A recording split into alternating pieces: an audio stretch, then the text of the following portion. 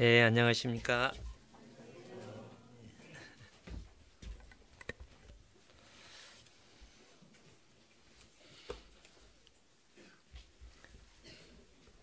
네, 오늘 내일이 어버이날이죠.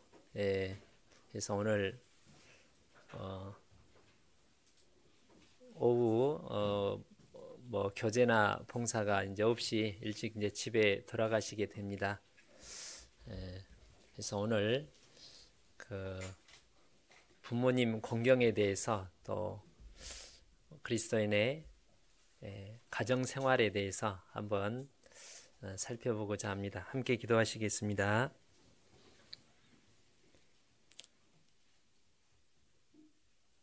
높고 지극히 거룩하신 우리 아버지 하나님,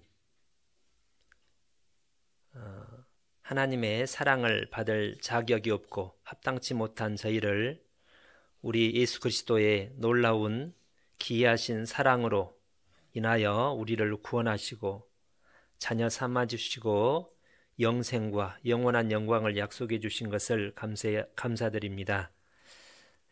오늘 주일 또 주의 백성된 저희들 주님이 함께 하시는 거룩한 모임 가운데 하나님 말씀 앞에 함께 모이게 해주심에 감사합니다. 오늘도 주의 말씀을 우리 마음판에 가르쳐 주셔서 그 말씀을 우리 삶 가운데 이름으로 우리 하나님을 기쁘게 해드리고 하나님께 영광을 돌리며 또 그 안에서 우리도 축복을 얻도록 도와주시기 바랍니다. 여러 가지 이유로 이 자리에 함께 참여하지 못한 믿음의 식구들을 지금 마음으로 생각하며 위에서 기도합니다. 하나님께서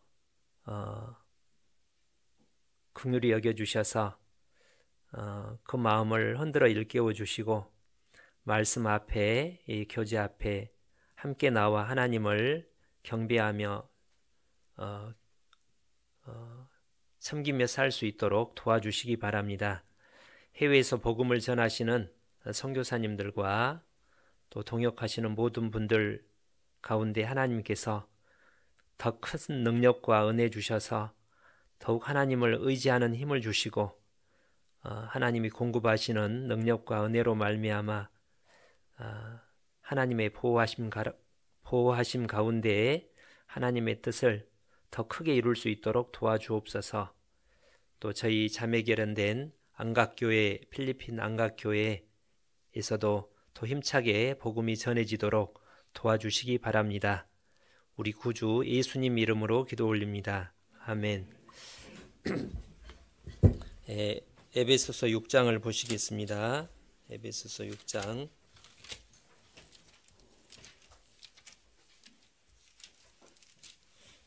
1절로 4절까지 제가 읽어 올리겠습니다.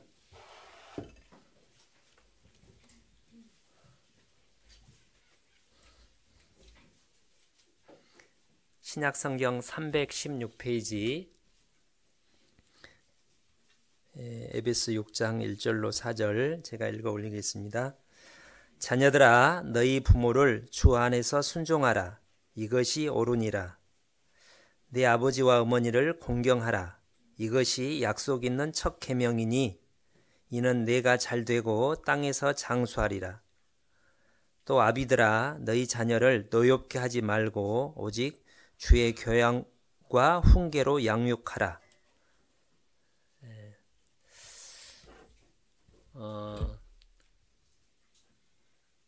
가정의 이 5월달이 가정의 달이잖아요. 네. 우리가 가정이 얼마나 소중한지는 우리 각자가 이렇게 체험을 통해서 잘 알고 있습니다. 근데 요즘에 세상에서는 가족을 해체하려는 사람도 그런 어떤 생각을 가지고 조직적으로 추진하는 무리들, 어떤 세력들이 실제합니다. 그래서 뭘 이렇게 결혼 제도 자체를 없애려고 하고 파괴하려고 하고 또 자식도 부모가 키우는 게 아니라 최근에 그런 주장을 하는 사람을 제가 봤거든요. 극히 일부지만 이게 가족이라는 게 가족 제도라는 게 가부장적 그러니까 이게 공산주의적 사고 때문에 진화론적 사고 때문에 나온 것이어서 이게 남자의 어떤 가부장제를 강화시키는 바탕이 되는 게 이 가족 제도니까 그런 걸로부터 여자들을 또 자녀들을 부모로부터 해방을 시키려면 국가가 이렇게 옛날 스파르타라는 이 그리스 국가처럼 국가에서 이게 양육을 해야 되지 않겠느냐. 근데 그렇게 생각하는 사람들이 점점 들어가고 있습니다. 놀랍게도 생각해보면 결혼 안 한 사람이 빠른 시간에 늘고 있잖아요. 자녀 안 낳는 사람도 늘고 있고, 그리고 부모가 자녀를 해치고 자식이 부모를 해치기도 하고 부모가 자식을 해치기도 하고 뭐 학대도 하고 그런 것들이 이렇게 뉴스에서 나오면 그래서 이제 그런 게 점점 발전되다 보니까 부모가 자녀를 이렇게 징계하지 체벌하지 못하도록 법적으로 많은 선진국이라고 하는 나라에서는 금지시키는 겁니다. 우리나라도 아직 제가 정확하게 모르겠어요.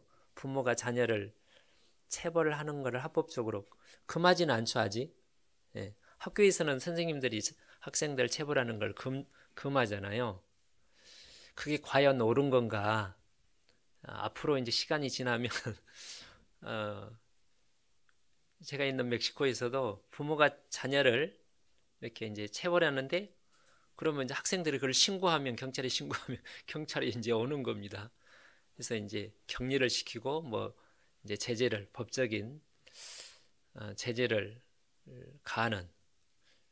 그러니까 이제 부모가 자녀를 가혹행위, 학대를 한다든지 심한 경우로는 막 이렇게 성적으로 친아버지가 친부모가 학대하기도 하고 그런 일이 이제 조금씩 늘어나다 보니까 그런 조치를 취하는 거예요. 나중에 이제 뭐 그 전에 주님이 오시리라고 생각을 든지만 만약에 한 세대, 두 세대 후까지 주님이 안 오셔가지고 가족제도가 파괴가 된 상태에서 세상 사람들이 어떻게 살까? 요즘 자녀들이 부모의 사랑을 나름 받으면서도 그렇게 사고를 치는데 부모의 사랑 없이 보살핌 없이 국가가 고아원에서 키우는 것처럼 양육해서 자라게 되면 세상이 어떻게 될까?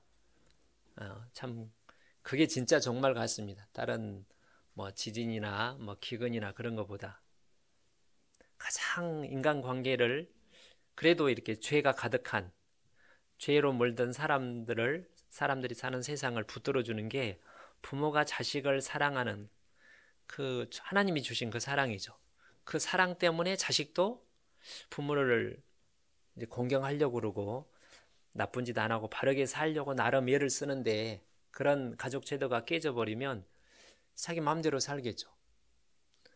개들은 제가 보니까 부모의 사랑을 안 받아도 개들은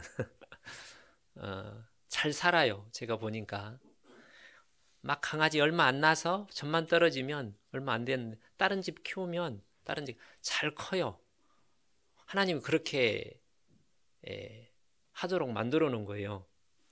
근데 사람은 그렇지 않습니다. 하나님의 형상대로 지음을 받은 특별한 존귀한 존재이기 때문에 부모와 또 형제 간의 가족 간의 사랑을 충분히 받지 않으면 정상적으로 잘할 수 없도록 하나님이 해놨습니다. 그래서 마치 사람이 하나님의 사랑을 받고 구원받지 못하면 이제 방황을 하고 많은 문제가 생기는 것처럼, 그래서 우리는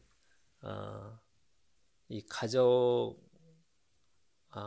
가정의 소중함을 다시 이제 특별히 늘 해야 되지만 5월달에 더더욱 가정의 소중함을 생각하고 내가 속한 가정을 어떻게 하면 성경적인 하나님의 말씀에 따라 잘 성경적인 가정으로 가족 문화를 만들 것인지를 연구하고 실천하는 그게 필요하다고 생각이 듭니다. 그래서 남자 여자를 만드신 분이 하나님이고 부모를 통해서 자식을 낳는 동물들도 그렇잖아요. 그래서 부모 자식 관계 가족 제도를 만드신 분이 사람이 창안해서 그렇게 해볼까 한 게 아니라 하나님이 그렇게 처음부터 정해냈다는 겁니다. 그래서 가장 중요한 가족 관계가 1차적으로 부모 자식 관계가 아니라 남편과 아내 부부 관계라고 성경은 얘기합니다. 근데 그거는 이제 다음번에 하기로 하고 오늘은 그래서 에베소 5장에 보면 먼저 1차적인 관계가 남편은 아내를 사랑하고 아내는 남편 말에 순종하고, 이게 이제 기본입니다. 그래서 남편과 아내는 무촌이잖아요. 한 몸, 한 마음이 되는 겁니다. 근데 이거는 이제 더 중요한데 이거는 다음에 하고, 오늘은 그 다음에 중요한 관계가 이제 부모와 자식 간의 관계죠. 그 관계에서 이제 형제 간의 관계가 생기고 조카, 삼촌, 사촌, 당숙, 제당숙, 친지, 일가, 민족. 넓게 보면 우리가 한 민족이고 한국 사람들은 한 민족이고, 더 넓게 보면 모두 아담의 후손이죠. 또 노아의 후손이고. 근데 우리가 어떤 육신을 가지고 죄성을 가진 한계를 가지고 있기 때문에 모든 사람을 예수님은 사랑하셨는데 우리는 노력은 하지만 가까운 가족들은 사랑할 수 있는 능력이 우리에게 있다고 생각을 합니다. 자, 그래서 6장 1절에 여기 먼저 이제 하나님이 가족 관계에 있어서 가장 먼저 이제 자녀들에게, 우리가 다 자녀들이고 우리 부모가 있으니까, 자녀들아 너희 부모를 주 안에서 순종하라, 이것이 옳으니라. 그래서 가장 먼저 가족 관계에서 우리가 해야 될 게, 자녀들은 부모에게 순종하라는 겁니다. 이게 우리가 이미 여러 번 듣고 알고 있는데 그 의미를 다시 한번 생각해 보겠습니다. 성경을 모르는, 하나님 모르는 사람도 이게 양심에서 나오는 거예요. 부모 말에 순종해야 된다는 것은. 문화마다 조금 다르긴 하지만 우리 4대 성현 중인 한 분인 공자님께서 유교 문화에서는 그런 걸 특별히 강조하죠. 백행의 근본이 효다. 효의 시작이 이제 순종하는 거예요. 잘해드린다. 어떻게 잘해드릴 겁니까? 가장 먼저가 이제 순종입니다. 그래서 왜 순종을 해야 되는가? 이제 상식선에서 보면 나를 낳고 길러주신 분이기 때문에 그 은혜가 크니까, 그렇죠? 지금 내가 있다는 말은 모든 것이 하나님께로서 왔지만 하나님이 부모를 통해서 나를 세상에 낳게 하셨고 부모를 통해서 하나님이 나를 양육하고 보살펴 주신 거잖아요. 그래서 부모님께 효를 하고 보답하고 순종하는 게 당연한 건데, 여기서 성경은 특별히 그 근거를 뭐 그게 틀리다는 말은 아닌데 주 안에서라고 말했습니다. 주 안에서. 우리가 하나님을 성경을 통해서 부모 자식 간의 관계를, 부모를 통해서 우리 생명이 태어나도록 하신 이유가 하나님과의 우리 관계를 설명하고 이해를 잘 하도록 하기 위해서. 만약 이 세상에 부모 자식 간의 같은 관계를 우리가 이해하지 못한다면, 세상에 부모 자식 간의 관계가 없다면 하나님이 왜 나를 사랑하시지? 그걸 이해하기가 참 쉽지 않을 겁니다. 제가 최근에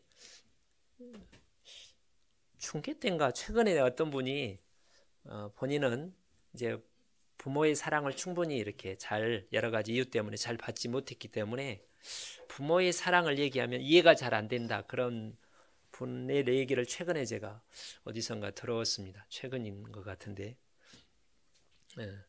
그러니까 이렇게 부모의 사랑을 해서 이렇게 예수님 우리를 사랑한다는 얘기를 하면 이해가 잘 안 된다는 거예요. 그러니까 구원받기가 좀 쉽지가 않죠. 안 받는 건 아니지만. 그래서 주 안에서라는 말이 우리에게 가르쳐 주는 것은, 우리가 부모를 공경하고 순종해야 되는 첫 번째 이유는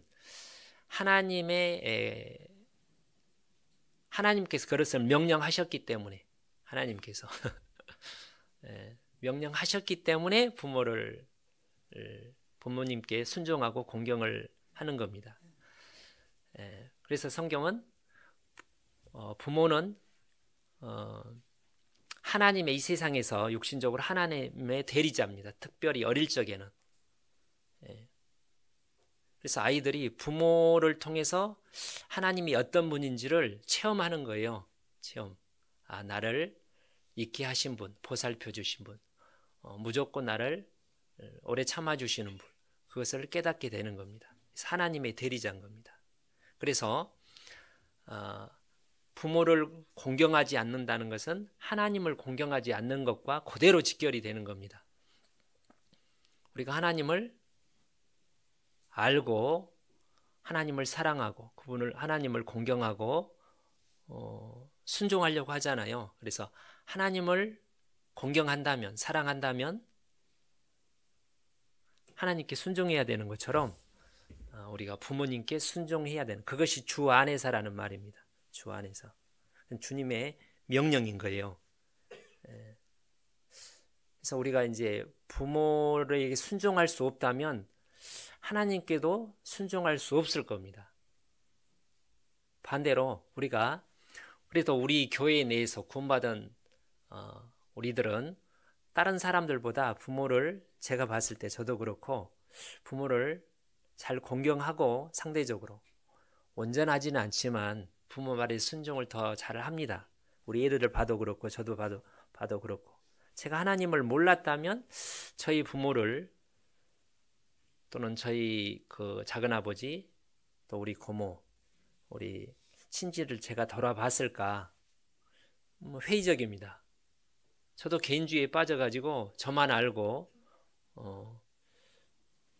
내 자녀만 알고 그렇게 살았을 가능성이 큰데, 제가 왜 이렇게 우리 부모를 포함해서 이모들, 고모들, 작은아버지, 이런 어른들을 공경하고 찾아뵙고 섬기며 살까?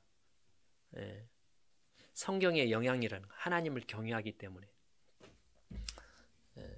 그래서 이 에베소 5장 앞에 보면 하나님을 경외하는 게 시작이라고 돼 있어요. 여기 보면 5장 21절에 그리스도를 경외함으로 피차 복종하라. 아내들이여 남편에게 복종하기를 죽게 하듯 하라. 그래서 남편이 아내를 사랑하는 것도 하나님을 경외함으로, 아내가 남편에게 순종하는 것도 하나님을 경외함으로. 직장 생활을 이 이하에 보면 6장 5절부터 직장 생활을 얘기합니다. 직장에서 직원들이 자기 직장 상사, 사장님에게 단 마음으로 겉으로만 아니라 우러나는 마음으로, 기쁜 마음으로 최선을 다해서 순종하고 열심히 일을 하는 이유가 하나님을 경외함으로 그렇게 돼 있어요. 레위기 19장에 센 머리 앞에서 일어서라고 돼 있습니다. 흰 머리. 그러니까 어른들이 오면 이 유교 문화가 아니라 유교 문화도 그렇게 말을 하는데 성경이 그렇게 가르치고 있는 거예요. 어른을 공경하라고. 일어서란 말은 인사를 하고 존경을 표시하고 인사를 잘 하라. 그렇게 하는 이유가 하나님을 경외함으로. 모든 것이 하나님께 왔기 때문에 그래서 우리는 하나님 말씀에 순종을 해야 된다는 겁니다. 요한일서 4장에 이런 말씀이 있죠. 하나님께서 형제를 사랑하라고 그랬는데 육신의 형제일 수도 있고 교회의 형제 자매일 수도 있습니다. 보지 못하는 보이는 바 형제를 사랑하지 않는 자가 보지 못하는 바 하나님을 사랑할 수 없느니라. 요한일서 4장 끝에 그렇게 되어 있는데 형제보다 형제는 2촌인데 부모는 1촌이잖아요. 그러니까 보이는 부모에게 순종하지 않으면서 보이지 않는 하나님을 공경하며 순종한다. 그렇게 속일 위선자가 그렇게 할 수는 있지만 정상적이면 그거는 불가능하다는 거죠. 있을 수 없다는 거예요. 그래서 우리는 모든 자녀들은 부모를 공경을 순종을 해야 된다는 겁니다. 그죠? 그래서 10계명 중에 왼쪽에 있는 게 이제 하나님에 대한 계명이고 6계명부터 살인하지 말라 사람에 대한 계명인데 5번째 계명이 그 하나님의 계명 밑에 있다는 거예요. 그래서 유대인들도 실제로 그렇게 인식을 했다고 합니다. 그러니까 부모는 이 세상에서 보이진 하나님의 대리자이기 때문에. 그럼 마귀는 어떻게 하겠어요? 이제 하나님이 말씀을 깨뜨리니까 결국 하나님께서 우리에게 명령하신 것은 하나님께도 기쁨이 되지만 우리에게도 유익하니까 그렇게 한 겁니다. 하나님에는 유익한데 우리는 유익하지 않다. 그럴 리는 없죠. 그러니까 마귀는 이 가족 문화를 깨는 겁니다. 부모 말 자기 마음에 들 때 순종하고 부모 말 신경 쓰지 말고 요즘 세상 그러잖아요. 자식이나 부모를 똑같은 위치에 두는 거예요. 인격적으로는 똑같지만 부모가 위고 이제 자식이 아래고 남편이 위고 인격적으로는 똑같지만 아내가 아래고 어른이 위고 이게 질서가 있잖아요. 이 세상에는 요즘 질서를 깨잖아요. 선생님이나 자제나 똑같고 부모나 자식이나 똑같고 그래서 뭐 학생들이 인권 선언하죠. 학생 권리 선언. 권리가 없다는 게 아니라 자기 마음대로 하고 싶다는 거. 권위를 인정하지 않고 자기 마음대로 하겠다는 거잖아요. 그게 확산되면 이제 하나님 말도 안 듣는 거예요. 자기 마음대로. 이게 마귀에서 세상에서 온 것이 분명합니다.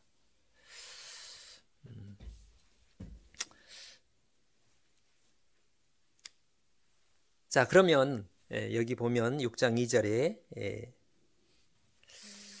4절에 아비들아 너희 자녀를 노엽게 하지 말고 오직 주의 교양과 훈계로 양육하라. 뭘 어떻게 양육해야 됩니까? 부모를 잘 공경할 수 있도록 부모 말에 잘 순종할 수 있도록 양육을 해야 되는 거예요. 그게 부모의 책임입니다. 근데 부모 말을 잘 순종하고 공경하도록 양육하려면 너 내 말 들어 내가 아버지니까가 아니라 성경을 근거로 하나님께서 그렇게 말씀하셨기 때문에 아버지는 하나님의 대리자이기 때문에 그래서 먼저 하나님을 경외하는 것을 가르쳐 주면 저절로 부모를 어른을 공경하게 되는 겁니다. 우리 자신을 보세요. 주변에서 많이 봐요. 부모 자식 간에 원수가 졌는데 구원을 받으면 그거를 회복해요. 찾아가서 용서를 하고 사과를 하고 다시 자기를 버린 제가 아는 어떤 목사님은 어릴 적에 어머니가 버리고 갔어요. 원망하고 자랐겠죠. 나중에 구원받고 나니까 처음에는 아닌 시간이 지나다가 엄마를 찾는 겁니다. 그래서 이제 엄마가 이제 어머니가 여러 가지 어려운 가운데 거의 세상에서 버림을 받고 갈 데가 없으니까 아들을 찾아오는데 그 목사님 말에 따르면 그럼 애정이 없잖아요. 어릴 적에 뭐 본 적도 없고 배신감을 느꼈는데 다시 맞아주고 돌아가실 때까지 모으셨다는 얘기를 제가 직접 가까운 분에게 들었는데 그게 구원받지 않으면 그게 쉽지가 않죠. 그죠? 예. 그래서 여기 이 4절에 자녀를 노엽게 하지 말고 오직 주의 교양과 훈계로 양육하라. 교양과 훈계, 이 교양이 뭘까요? 제가 참 사범대학교를 저는 나왔고요. 사범대 나왔으니까 학생들을 심리, 아동 발달 심리, 뭐 자녀 교육을 많이 배웠어요. 그리고 제가 중고등부 교사를 유치부에서 10몇 년을 했기 때문에 많이 가르쳤는데 막상 우리 아이를 키우고 보니까 참 그게 이론과 실제가 좀 너무 많이 다르고 다른 게 아니라 이론적으로 해야 되는데 그걸 잘 이해를 못한 거죠. 정확하게. 제가 가장 오해를 했던 게 이거였어요. 성경에는 잠언에 보면 자녀를 훈계하라는, 징계하라는 말이 많이 있습니다. 자, 자녀한테 부모에게 순종하라는 말은 인간의 본성은 순종하려고 하는 기질이 아니라는 거예요. 본성은, 죄성이. 가만두면 알아서 순종하는 게 아니라 알아서 불순종하는 게 본성이에요. 그러니까 순종하라고 하죠. 알아서 순종하면 순종하라는 얘기를 안 할 거 아니에요. 아내에게, 남편에게 순종하라는 말은 하기 안 되는 기질을 가지고 있으니까 그렇게 하라는 말이고 남편에게 아내를 사랑하라는 말도 그게 잘 안 되니까 그렇게 하라는 말입니다. 잘 되면 그렇게 하라고 할 필요가 없는 거예요. 그러니까 성경에는 자녀를 사랑하라 그런 말은 별로 없어요. 뭐 그런 말도 있지만 별로 없어요. 왜냐면 알아서 사랑하거든요. 사랑을 하되 이제 지혜롭게 하나님의 방법대로 해야 되는데 교양과 훈계로, 이 교양이라는 말이 그 앞에 노엽게 하지 말고, 제가 이제 그래서 잘못 알았던 게 이 잠언에 보면 오늘은 찾지 않고 초다를 참아 못하는 자는 그 자식을 미워함이라 자식을 사랑하는 자는 근실이 징계하느니라. 그러니까 말 안 들으면 얘 때려야 돼요, 안 때려야 돼요? 때려야 된다니까요. 이거 하나님의 명령이에요. 그래서 이제 요즘 안 때리잖아요. 그래서 미국에서 안 때려가지고 얘들이 점점 인격적으로 잘 자라는 게 아니라 점점 악해지는 거예요. 저는 개인적으로 교사들이 학생들에게 체벌하는 것을 찬성합니다. 물론 교사들이 이제 저도 마찬가지고 이렇게 이제 감정이 받쳐가지고 이렇게 어떤 사랑의 체벌이 아니라 폭력을 행사할 때도 있지만 그건 부작용이고, 그런 부작용 때문에 체벌 자체를 없애버리는 것은 더 많은 문제점들을 낳는 거예요. 아까 말씀드린 대로 못된 부모가, 정상적인 부모도 불완전한 인간이기 때문에 화가 나면 자녀를 말로 곱게 온순하게 이러면 안 돼 하고 잘 타일르면 되는데, 이렇게 매를 들더라도 이렇게 막 화가 나면 세게 때릴 수가 있잖아요. 그런 부작용이 있죠. 그렇다고 부모한테 자녀의 어떤 징계하고 체벌할 수 있는 권한을 뺏어버리면 그거는 뭐예요? 빈대 잡으려다가 초가상반 태우는 거하고 똑같다고 생각합니다.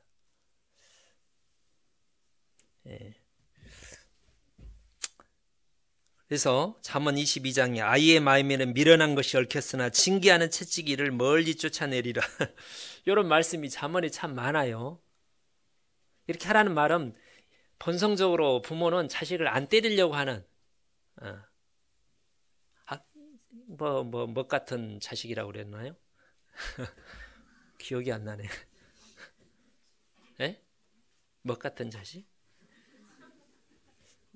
내가 까먹었네요. 에? 뭐 같은 자식이라고 그러잖아요. 관용으로. 예. 때리기 싫어도 잘못했을 때 말을 훈계를 하고 얼르고 타이르고 하다가 안 들으면 매를 들라는 거예요. 이제 그런데 제가 잘못한 것은 이 말을 안 듣는 애가 성경대로 사정없이 때렸는데 이게 지나친 경우가 지나고 보니까 특히 우리 아들 한 번 제가 100대 이상을 때린 적이 이제 작은 죄는 아니었겠죠. 큰 사건이 있었는데 지금까지 두고두고 얘기를 합니다. 그때는 제가 처음에는 네가 그럼 맞을 짓을 했으니까 때렸지. 제가 막 화는 났지만 큰 맞을 짓을 했으니까. 그래서 그러니까 실제로 오라고 그 사실을 알았을 때 순간적으로 한 게 아니라 버릇을 고쳐놔야 되겠다. 제가 떠오르는 게 이럴 때는 확실하게 버릇을 잡아야 된다는 말씀도 있고 해서 화도 났지만 막 분노 때문에 못 참아고 그런 게 아니라 실제로 그렇게 했는데 그게 너무 지나친 거예요. 그래서 40에 한해 가만 매를 이렇게 성경에 이렇게 때리라고 그런 게 지나치지 말라는 거죠. 근데 그걸 제가 몰랐어요. 그냥 교양이란 말은 근본 바탕이 사랑을 바탕으로 사랑을 느끼도록. 그래서 하나님이 나를 대하는 태도를 보면 그걸 알 수가 있어요. 그러니까 이게 아버지 중에 성경을 몰라도 부모 자식을 이렇게 하나님이 주신 본성에 따라 지혜롭게 부드럽게 잘 양육하는 부모도 있는데 저는 그런 교육을 못 받아서요. 저희 아버지한테 제가 심하게 맞았고 저도 맞으니까 얘들을 잘못하면 맞아야지 이 생각이 기본적으로 성경을 배우기 전부터 있어가지고 배운 대로 하잖아요. 당한 대로. 근데 성경까지 이렇게 체벌을 강조를 하니까 이게 체벌을 해야지 이게 사람이 되는가 보다 했는데 이게 지나쳤다는 거예요. 하나님이 내가 잘못했을 때마다 저를 징계했으면 제가 삐져갖고 안 나왔겠죠. 제가 100번을 잘못하면 하나님이 한두 번 혼내는 거예요. 혼내기는 합니다. 하나님이 징계를. 근데 어지간하면 하나님이 참아요. 참고 나는 못 참을 것 같은데 참아요. 내가 내 자신을 봐도 벌써 안 참았을 것 같은데 하나님은 참잖아요. 그러니까 그 사랑에 굴복을 하는 거죠.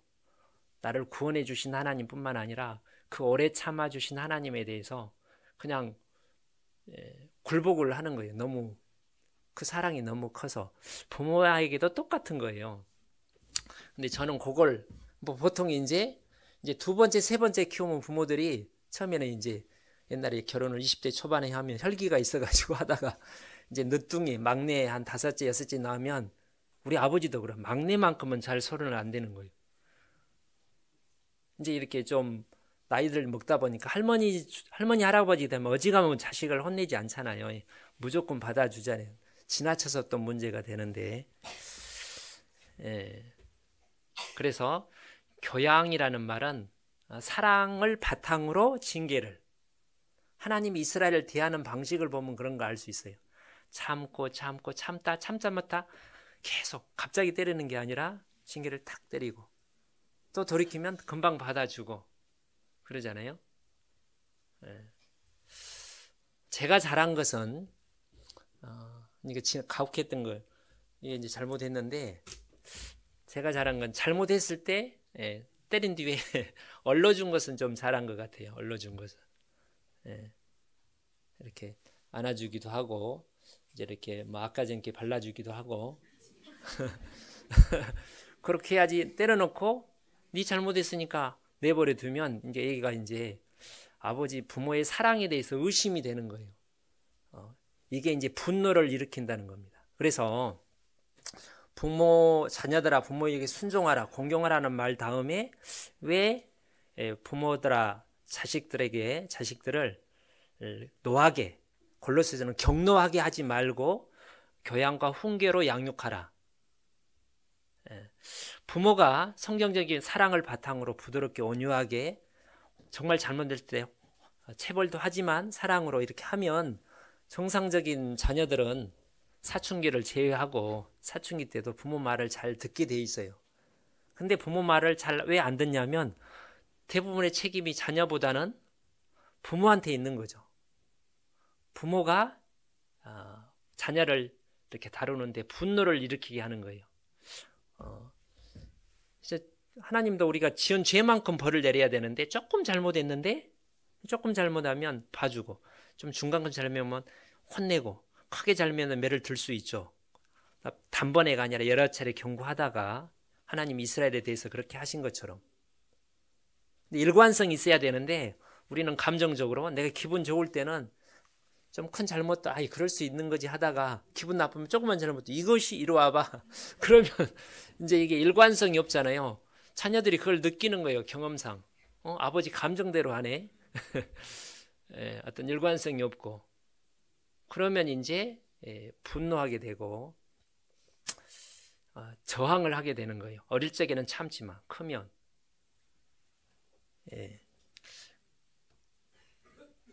그래서 기분 내키로 또 뭐 부당하게 그 다음에 이제 신체적으로 그러니까 이게 때릴 때 이게 가혹행위인지 사랑으로 하는지 알 수 있잖아요.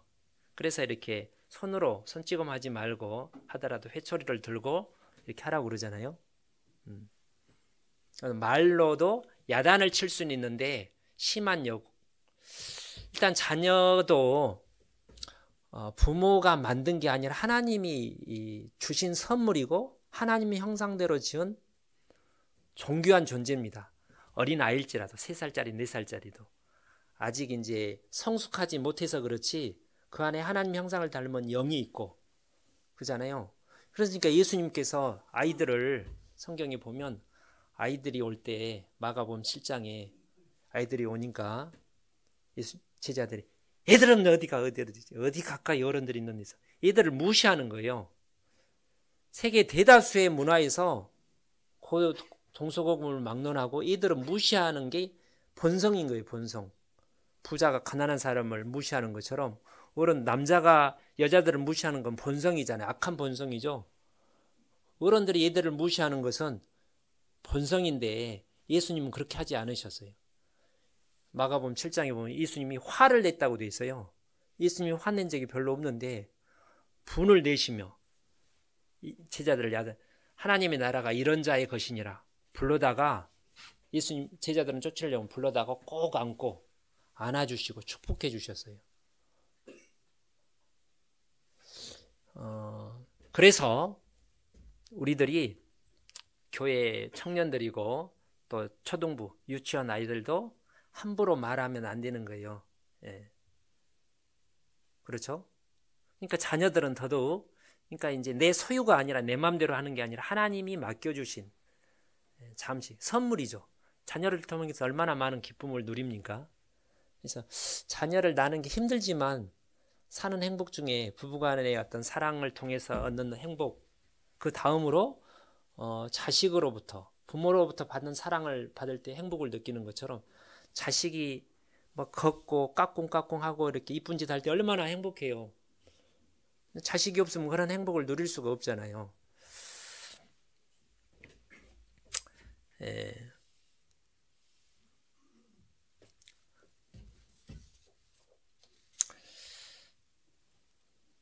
자, 다시 그러면 이제 문제는 부모가 좋은 모범을 보여주지 못하고 주님의 교양과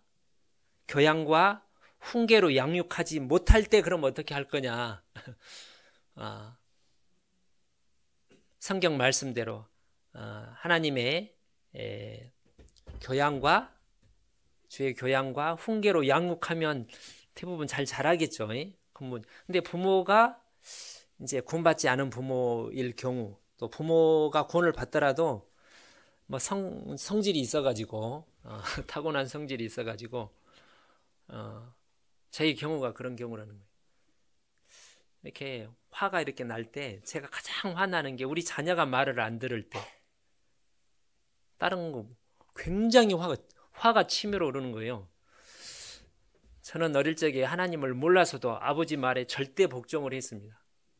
제 기억으로는 모르겠어요. 아버지한테 물어보면 어떨지 모르지만 제 기억으로는 아버지가 뭘 말하면 아니요라고 한 적이 없어요. 속으로는 이제 아닌데 겉으로는요. 아무튼 뭘 캄캄한 밤에 어디 밖에 멀리 가서 산 넘어가서 술을 받아오라고 하더라도 무섭잖아요. 얼마나 불만이 많아요. 막 하면도 온갖 욕을 다 하면서도 일단 가는 거예요. 왜냐하면 명령을 했으니까. 그거는 내가 깊이 맞을까봐 그런 것도 있지만 그게 그런 줄 알았어요. 그러니까 불순종이라는 건 상상을 못해서요. 투덜투덜은 했지만 그리고 인상도 썼지만 근데 그게 성경적인 거예요. 그래서 성경에게 순종하라는 말은 부모가 잘할 때 순종하라 그러는 말이 아니라 부모가 잘하든 못하든 좋은 본을 보이든 안 보이든 그는 아내가 남편에게 순종하는 것도 똑같은 논리입니다. 남편이 잘할 때 순종하라고 성경이 그렇게 안 돼 있고 남편이 잘하면 저절로 순종이 잘 되겠죠. 근데 순종하라는 말 남편이 잘 못하더라도 순종하라는 겁니다. 하나님을 경외함으로 그게 하나님이 정한 질서인가. 그러니까 이게 믿음이 없으면 이게 쉽지가 않죠. 믿음이 없으면.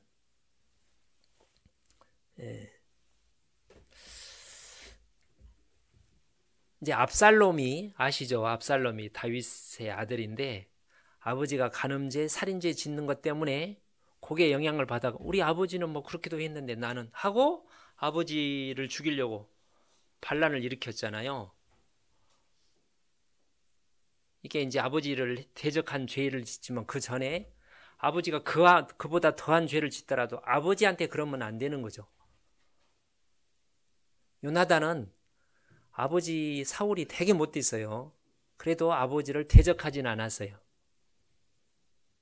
끝까지 막 공경을 했죠. 같은 전장에서 죽었습니다.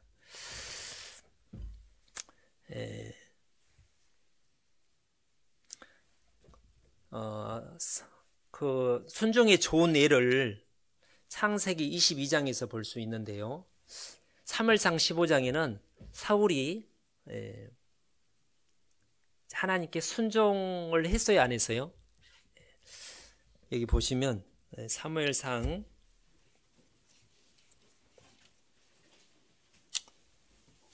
아니 이거는 찾지 마시고 말로만 하나님이 아말렉을 사울에게 진멸하라고 그러니까 진멸했다고 자기는 큰 소리 쳤습니다. 그래서 좋은 것은 다 남겨놨어요. 그래서 왜 불순종했느냐? 순종했는데요. 끝까지 순종했다고 우겼어요. 저거는 뭔데? 그 하나님께 제사를요. 자기 생각이죠. 그러니까 부분적인 순종은 온전한 순종이 아니라는 거예요. 이거는 이제 하나님께도 적용이 되고 부모에게도 적용이 되는 거예요. 순종하라는 말은 골로새서 3장에 보면 항상 모든 일에 부모 주 안에 순종하라고 그랬어요. 내 기분이 좋을 때 순종하고 기분 안 좋으면 안 내고 이해가 되면 순종하고 이해가 안 되면 순종 안 하고 뭐 그게 아니라 항상 이해가 되든 안 되든 순종하라는 거예요. 항상. 그리고 또 단번에. 그러니까 쉽지가 않죠. 그게 성경이 가르친다는 거예요. 그렇게 부모한테 훈련을 받은 사람은 하나님께도 나중에 그렇게 할 겁니다. 이삭이 그렇게 한 겁니다. 이삭이 창세기 22장에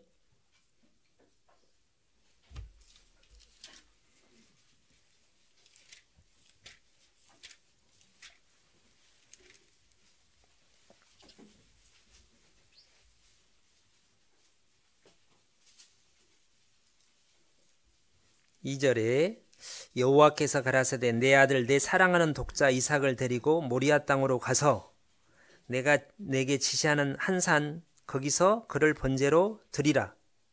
3절입니다.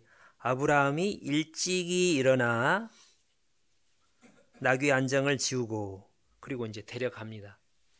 근데 이때 아브라함이 왜요? 이렇게 말대답 안 했다는 거예요. 이해를 못했겠죠. 뭔 말이지? 내가 잘못 들었나 했을 거예요. 하나님이 한 번 말씀하신 것 같은데 자기 귀를 내가 잘못 들었나? 도대체 무슨 말이지? 이해를 했겠어요? 안 됐겠어요? 제가 봤을 때는 이해를 못했죠. 큰 충격. 근데 멍하다가 밤새도록 고민했을 텐데 물론 믿음으로 했는데 즉각 다음날 이유를 토를 달지 않고 설명을 해주세요. 제가 이해할 수 있도록. 그러면 제가 순종을 하겠습니다. 그렇게 안 했다는 거예요. 자녀들도 마찬가지예요. 설명을 자녀가 부모가 자녀에게 어떤 명령을 할 때 설명을 할 수 있죠. 아빠가 이렇게 바쁘니까 네가 좀 해줄래? 그렇게 그러면 좀 더 좋겠죠. 내가 바쁘니까, 내가 힘드니까 나 아빠를 도와줄래? 이렇게 할 수는 있겠지만 때로 설명을 안 하더라도 순종을 해야 된다는 거예요. 이해가 안 되더라도, 마음에 안 들더라도 단번에. 아브라함이 하나님께 그렇게 했던 것처럼. 그래서 나중에 이삭이 순종을 하잖아요. 그게 성경에 뭐 정확한 설명은 안 나와 있는데 여기 보면 9절에 하나님이 그에게 지시한 곳에 이른지라 이에 아브라함이 그곳에 단을 쌓고 나무를 버려놓고 그 아들 이삭을 결박하여 단 위에 놓고 손을 내밀어 칼을 잡고 그 아들을 잡으려 하더니, 이때 아브라함 나이가 정확히는 한 15살쯤 됐지 않았을까 싶어요. 근데 아브라함 나이는 115이잖아요. 15이면 한참 힘쓸 때잖아요. 시골에서 농사까지 지으면. 아브라함은 이제 걸어는 다니지만 건강했지만 이제 할아버지고. 이삭이 저항을 했다면 어떻게 묶겠어요? 갑자기 뒤로 가다가 꽉 묶었을까요? 그럴 리는 없죠. 아빠 왜 그래요? 근데 성경에 그 설명은 없는데 아브라함이 이삭에게 설명을 했으리라고 생각합니다. 하나님이 그렇게 나에게 명령하셨다. 이삭이 무서웠겠죠. 충격도 받았겠지만 아무튼 이삭이 저항하지 않고 얼마 동안 했는지는 모르지만 순종을 한 거죠. 이렇게 꼭꼭 묶어주세요. 눈물을 흘리면서. 그렇게 한 이유가 아직 이삭에 믿음이 있지만 뭐 아브라함과 같은 믿음이 있는 건 아니잖아요. 근데 아버지를 통해서 그거를 배웠다고 생각하면 어릴 적부터 아버지가 하나님께 순종하는 모습을 본 거예요. 늘. 그리고 자신도 3살, 4살 때부터 늘 아버지한테 절대 복종을 한 거예요. 신뢰관계가 쌓인 거죠. 평소 순종 안 하다가 이때 설명을 잘해가지고 그렇구나 순종한 게 아니라는 거죠. 그래서 자녀가 순종하기를 잘 원한다면 내가 부모에게 순종하는 모습을 보이고 먼저 하나님께 순종하는 모습을 잘 보여야 되겠죠.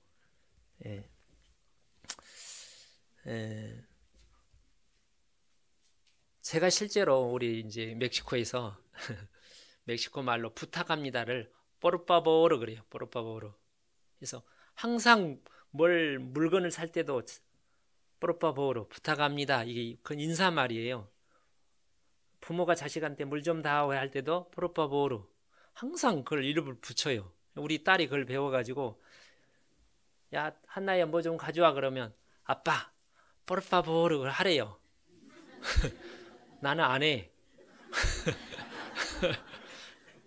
왜 안 해? 아빠 다 하는데.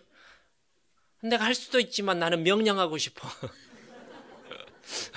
항상 그런 건 아닌데 저한테 내가 원하는 것은 부모가 자식한테 뭐 부탁할 수도 있지만 하라면 해야지. 왜 그거를 이렇게 문화 차이가 나타나는 거예요. 얘는 거기서 자랐으니까. 그래서 얘가 막 아빠 요즘 그렇게 하면 어떻게 되는 줄 알아? 하면서 그럴 땐 제가 이제 사용하는 방법이 멕시코냐 한국이 아니라 성경에는 이렇게 하죠.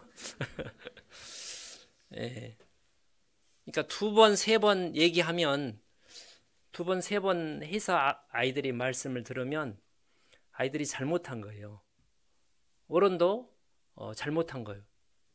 2번, 3번 해야지 아이들이 말을 듣는다건 잘못 가르친 거예요. 그러니까 불순종을 가르치는 거죠. 그러니까 그게 쉽지는 않지만 그러니까 어릴 적부터 좋은 본을 보여서 주님의 교양과 훈계로 양육하면 그렇게 할 수 있다는 겁니다. 이 세상 사람들도 그러는데 이 파키스탄에 우리 선교하잖아요. 신창호 목사님한테 제가 들은 거예요. 거기 10년 이상 가서 선교를 하는데 이제 그 어떤 집에 가가지고 어떤 할아버지인가 어떤 분이 이제 아무튼 구원을 어떻게 받았답니다. 근데 이제 우연히 그걸 지켜보게 됐는데 그 어른인 할아버지가 자식들을 다 큰 자식들을 다 불러들여. 여러 자식 많이 낳잖아요. 몇 청년 다 불러. 자, 우리 오늘부터 하나님을 믿기로 했다. 그러니까 모든 자식이 예 아버지 두 말 않고 그러더라는 거예요. 그걸 보고 와 이거 참 교육을 잘 받았다. 세상도 그런 거예요. 그게 양심에서 나온 것이기 때문에 얘들이 이제 뭐 텔레비 보다가 게임하다가 뭐 지 좋아하는 거 하다가 부모가 뭐 좀 해라 그러면 예 하면서 안 하잖아요. 그죠? 다음 미루잖아요. 제발 좀 해. 예, 알았어요 하면서 아직도 안 하고 있잖아요. 얘가 알아듣는 거예요, 못 알아듣는 거예요? 이미 알아들어요. 근데 무시하고 있는 거예요. 그냥 그렇게 해왔기 때문에. 한 번 말하면 제깍 들어도 교육을 해야 된다는 거예요. 그렇게 훈련을 받아야 되고 어릴 적부터. 그렇게 할 때 나중에 하나님께도 한 번 하나님 딱 말하면 예 알겠습니다. 그렇게 잘한 사람이 누구예요? 이삭. 성경에서 하나님께 쓰임받은 여러 가지 요인 중에 대표적인 게 부모 말을 잘 들은 거라니까요. 이삭도 그랬죠. 야곱도 가라가니까 물론 이제 무서워서도 갔지만 요셉도 대표적인 경우입니다. 아버지가 멀리 최근에 내가 원장에서도 아니 어머니에서도 했는데 창세기 37장에 아버지가 이삭을 불렀잖아요. 세겜에 가서 잘 치는지 형들이 잘 치는지 보고 와라 했을 때 그 키로가 100kg예요. 100kg. 이때 지금 두 번 꿈 얘기를 해가지고 형들이 분위기가 심상치 않은 걸 요셉이 바보도 아니고 알 거 아니에요. 형들하고 있는 게 껄끄러운데도 불구하고 갔어요. 너무 멀어요. 아버지 요즘 형들의 눈치가 안 좋아요. 좀 심상치가 않아요. 그렇게 안 했다니. 즉시 갔는데 가가지고 못 찾았잖아요. 세겜에서. 이거 없어서 잘 됐다고 돌아온 게 아니라 계속 찾으러 돌아다녔어요. 그러다가 어떤 사람을 만나서 혹시 우리 형들 봤냐고 그러니까 도단에 갔다고. 그게 30km예요. 30km. 거기 가서 만났잖아요. 순종을 잘한 거예요. 사울도 나중에는 이제 버림을 받았지만 처음에 왕으로 택함을 받을 때는 순종을 잘했어요. 아버지가 뭐 잃어버린 양 한 마리 찾아오라니까 종 하나 데리고 계속 찾으러 돌아다니잖아요.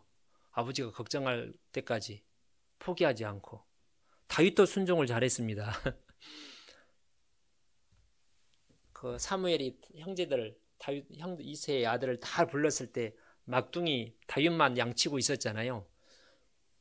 제가 생각했을 때 뭐 양치는 걸 좋아하긴 했지만 그거 위대한 선지자가 없다는데 이때 다윗이 나이가 한 15 정도 되면 자기도 끼고 들고 싶고 뭐 종들한테 맡기려고 할 텐데 다윗이 순종을 잘 한 거예요.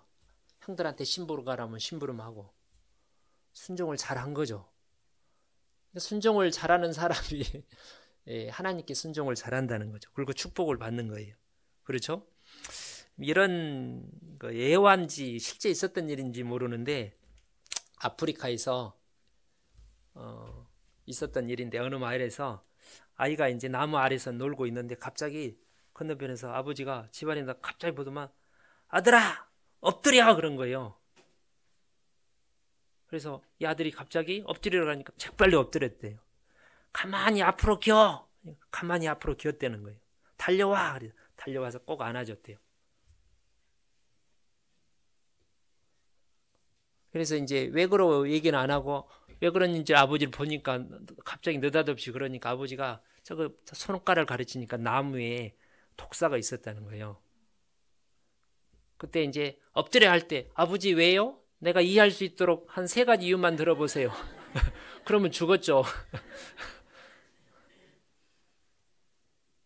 순종이 복을 준다. 아버지가 이제 모든 말에 순종하는 건 아닙니다. 아시는 대로 주 안에서라는 말 의미가 성경 보지 마라. 그거는 순종할 수 없는 거예요. 왜냐하면 아버지보다 더 높은 분이 하나님이니까. 그렇잖아요. 교회 가지 마라. 기도하지 마라. 그것은 순종하면 안 되는 거예요. 아버지도 그 말을 순종해야 돼. 하나님 말은 순종해야 되니까. 그렇죠? 아버지가 도둑질해라. 범죄를 가르치는 것은 그거는 순종할 수 없다고 생각합니다. 예를 들어 도둑질을 살인을 해라. 그거는 그건 하나님 앞에 범죄니까. 그러지 않고는 자기가 이해가 되든 안 되든 마음에 들든 안 들든 즉각 순종하는 것이 하나님의 무조건 이유를 조건을 붙이지 않고 순종하는 것이 하나님의 뜻이라는 거예요. 이제 다 크면 이제 성인이 되면 그럴 수가 없죠. 성인이 되면 공경하라라고 바뀐다고 생각합니다. 이제 성인이 몇 살이냐? 우리나라는 19살, 20살 되면 이제 성인이 되는데 창세기 2장에 부모가 자녀를 떠나 아니 자녀가 부모를 떠나 그 아내와 합하여 한 몸을 이룰 줄이라 그랬어요. 그래서 이제 성인이 되면 부모를 떠나는 거예요. 독립을 한 인격체로서. 그러니까 부모 밑에 있을 때 그러면 몇 살 때까지냐? 그거는 이제 좀 집안 환경에 따라 문화권마다 좀 다르다고 생각합니다. 좀 일찍 독립 유대인들은 13살이면 15인가 13살이면 성인식을 치러갖고 인격체로 대우해 준대요. 좋은 교육 할 수만 있으면 일찍 대신 이제 허용을 하려면 책임을 주고 자기가 책임을 지도록 하고 우리나라는 이제 한 고등학교 때까지 부모님 밑에 있을 때 이제 순종을 하고 그 다음에 이제 뭐 성인이 되면 무조건 순종하는 건 아니고 자기 직업을 부모가 시키는 대로 해서는 안 되죠. 자기가 이제 생각을 하고 다만 그때는 이제 순종보다는 공경한다. 부모에게 의견을 물어보고 아버지는 어떻게 생각하세요? 의견을 들어보고 상의를 하고 존중을 하고 아버지가 뭘 알아요? 뭐 그런 게 아니라 항상 알리고 상의를 하고 그런 모습. 그래서 가능하면 아버지 말에 귀를 기울이고 그러긴 한데 아버지 이렇게 해가지고 제가 이걸 하고 싶어요. 양해를 이렇게 하고 공경하는 거죠.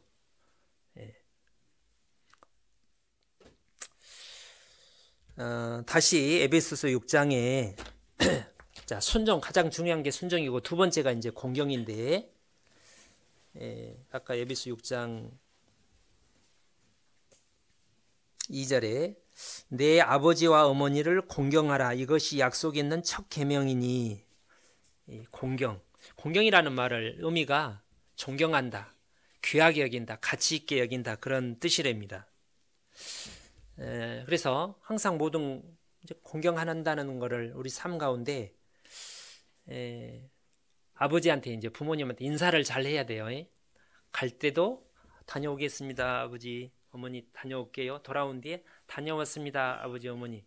아버지가 이제 일하러 나갈 때도 아버지 잘 다녀오세요 이렇게 인사를 하고 들어오면 다녀오셨어요. 이거는 제가 어릴 적에 교육을 잘 받은 거죠. 우리 아버지가 밖에서 일하러 오면 우리 형제들이 아버지 오셨어요 이렇게 인사를 갈 때 인사는 안 했는데 들어올 때는 인사를 했어요. 멀리 갔다 오면 이제 뭐 친척집에 방학 멀리 갔다 오면 큰절로 인사하고 근데 그 중에 하나가 공경하는 의미가 디모데전서 5장에 보시면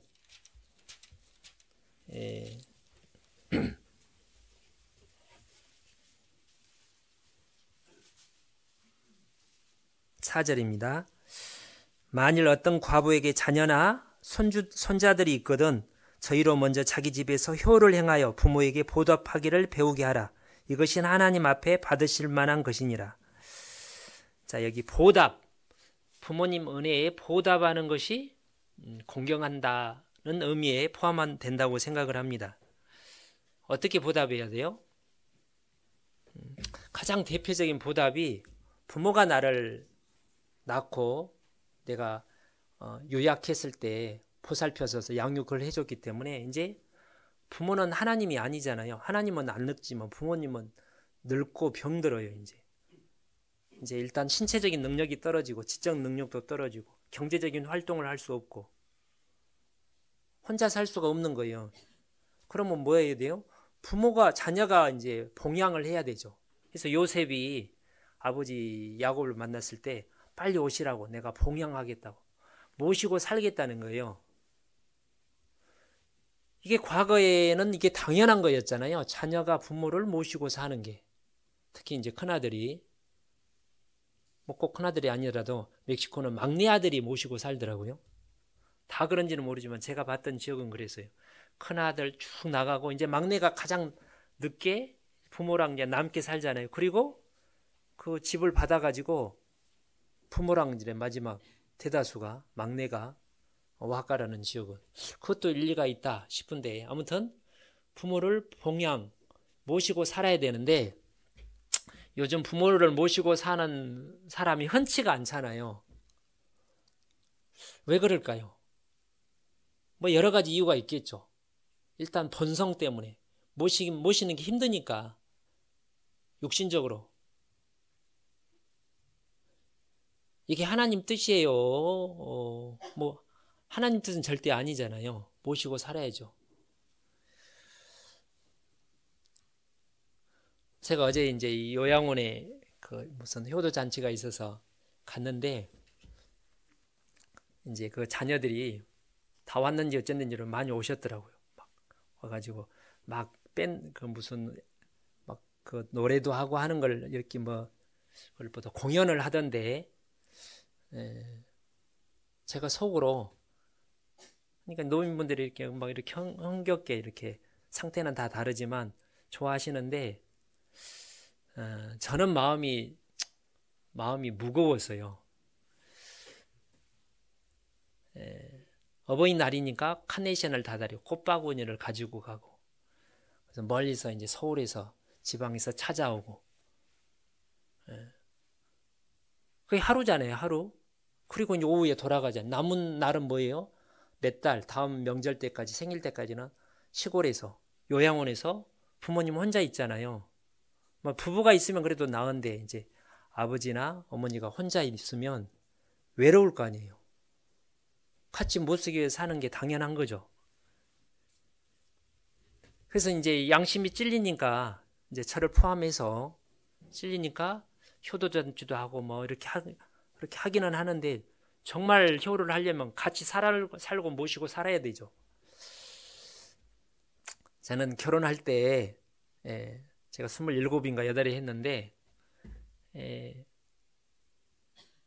수원에서 반지하를 방 3개짜리 저희 어머니랑 모시고 살라고, 그걸 뭐 깊이 생각도 안 해요. 그건 당연하다고 생각을 했어요. 어릴 적부터 저희 부모님이 할아버지 할머니를 모시고 사는 모습을 봐왔기 때문에 뭐 이의 자체가 없어요. 우리 자매한테 부모님을 모시고 살 거냐 물어봤는지 안 물어봤는지 기억은 잘 안 나지만 저는 그걸 당연하다고 생각을 했습니다. 근데 저희 어머니가 그때는 이제 아주 젊으실 때라, 부모님들이 본인 기질에 따라서 나는 아직 살기 싫다 뭐 그런 분들도 있잖아요. 그래서 계속 하려고 그랬는데, 그래서 이제 방 3개짜리 반지하를 얻었는데 안 오셨죠. 그리고 5년인가 지나서 이제 그 연립주택 동남빌라라고 그쪽에 갈 때도 저희 어머니 모시려고 그거를 얻은 거예요. 근데 그때도 안 오셨어요. 그리고는 이제 전도인 돼가지고 저희 어머니가 서울에 이제 계시니까 그 서울중앙교회 옆에 우리 성도들이 많이, 곳에 뭐 얼마나 할머니 할아버지들이 한 조그만 마을에 많이 이렇게 사니까 너무 행복하게 사시는 거예요. 아직 이제 이렇게 건강이 썩 좋지는 않지만 이렇게 이제 저도 찾아가고,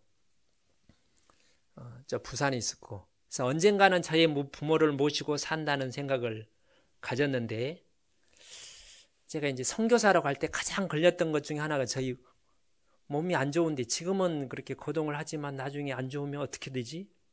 그거 가지고 제가 하나님께 계속 어떻게 해야 할까요? 근데 하나님이 주신 답은 그랬어요. 개인적으로 내가 너보다 잘 잘 돌볼 수 있다. 그 약속을 받고 제가 갔어요. 해외로. 나중에 실제로 저희 어머니를, 저 동생도 그렇고 주변 형제 자매님들이 여러분이 도와줬어요. 이렇게 고관절이 너무 부러지실 때도 기적적으로 빨리 회복이 됐고, 그 다음에 어떤 요양사가 있는데 자매님인데 얼마나 잘해주시는지, 그것도 하나님이 주신 은혜라고 생각이 들었습니다. 그래서 이제 결국 이제 치매가 오셔가지고 제가 이제 모시러 들어왔죠. 10년 만에. 안 그랬으면 이제 한국에 안 들어왔을 거예요. 그래서 한 1년 반 살다가 치매가 너무 심해지셔서 이제 대소변도 안 되고 여러 가지 이제 인지적인 장애가 일어나 가지고 이제 저는 별로 상관이 없는 우리 자매가 힘들잖아요. 그래서 결국은 작년 6월 달에 요양원에 모셨는데 그때 이제 학예 수양회를 앞두고 전도를 해야 되겠는데 처음에는 이제 잠깐 한 시험적으로 할 생각이었습니다. 어떻게 잘 적응하는지 주변에서 요양원이 더 낫다는 것 어떤 측면에서 제가 와서 보니까 할 일이 없어요. 할 일이 말이 대화가 이어지지 않고 가만히 있는 거예요. 처음에는 몰라. 나중에 이제 그 주간 보호센터 가니까 거기서도 이렇게 이제 어떤 활동도 못 하시고 그래서 이제 요양원에 한번 이제 갔는데 그 어떤 자매님이 운영하는 곳인데 목사님을 보고서는 집에 있는 게 좋을 것 같지만 어머님을 위해서는 여기가 있는 게 좋다. 계속 말을 시키고 어떤 활동을 하기 때문에 그럴 것도 같더라고요. 그래서 이제 아무튼 그렇게 모시게 됐는데 그래도 마음이 편치가 않. 지금도 마찬가지예요. 어제도 마찬가지고 할 수만 있으면 끝까지 모시고 사는 게 옳다고 생각하는데 그게 쉽지가 않아서 그렇지. 저 혼자 할 수 있는 것도 아니고 그러니까 참 자식들은 불효자식이라고 생각합니다. 우리 반대 입장에 있으면 저희 어머니는 그러지 않았겠죠. 그러지 않겠습니까? 보통 이제 왜 안 모시냐 그러면 바빠서 직장인 다닌대요. 제가 며칠 전에도 친한 친구가 부모님을 자식도 거기도 오남매인데 거기는 사남일녀, 저는 일남 사녀인데 좀 이제 상태가 안 좋아지셔가지고 식사도 잘 안 하시고 시골에 계신데 그래서 아니 형제들 형들 있잖아 왜 안 모시나. 형수는 저 직장에 다니고 뭐 한 직장 그만두면 되잖아. 자식이 아프면 부모가 직장 그만두고 돌보잖아요. 멕시코에서 어떤 딸이 친정 아버지 결혼한 딸이 공무원인데 거기도 공무원 되는 게 쉽지가 않은데 이게 전도하다가 만나서요.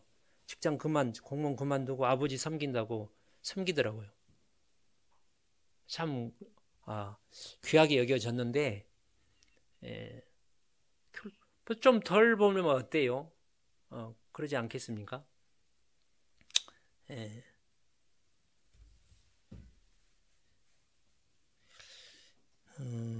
그거는 각자가 이제 할 일이긴 하지만 그게 근본적으로 옳다는 거예요.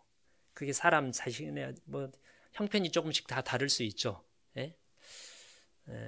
제가 그런 것을 성경 외에 어디서 봤냐면 저희 부모님이 우리 할아버지 할머니를 큰아들이니까 모시는 걸 본 거죠. 그냥 내가 본받아야 됐다고 본 게 아니라 그냥 익힌 거예요.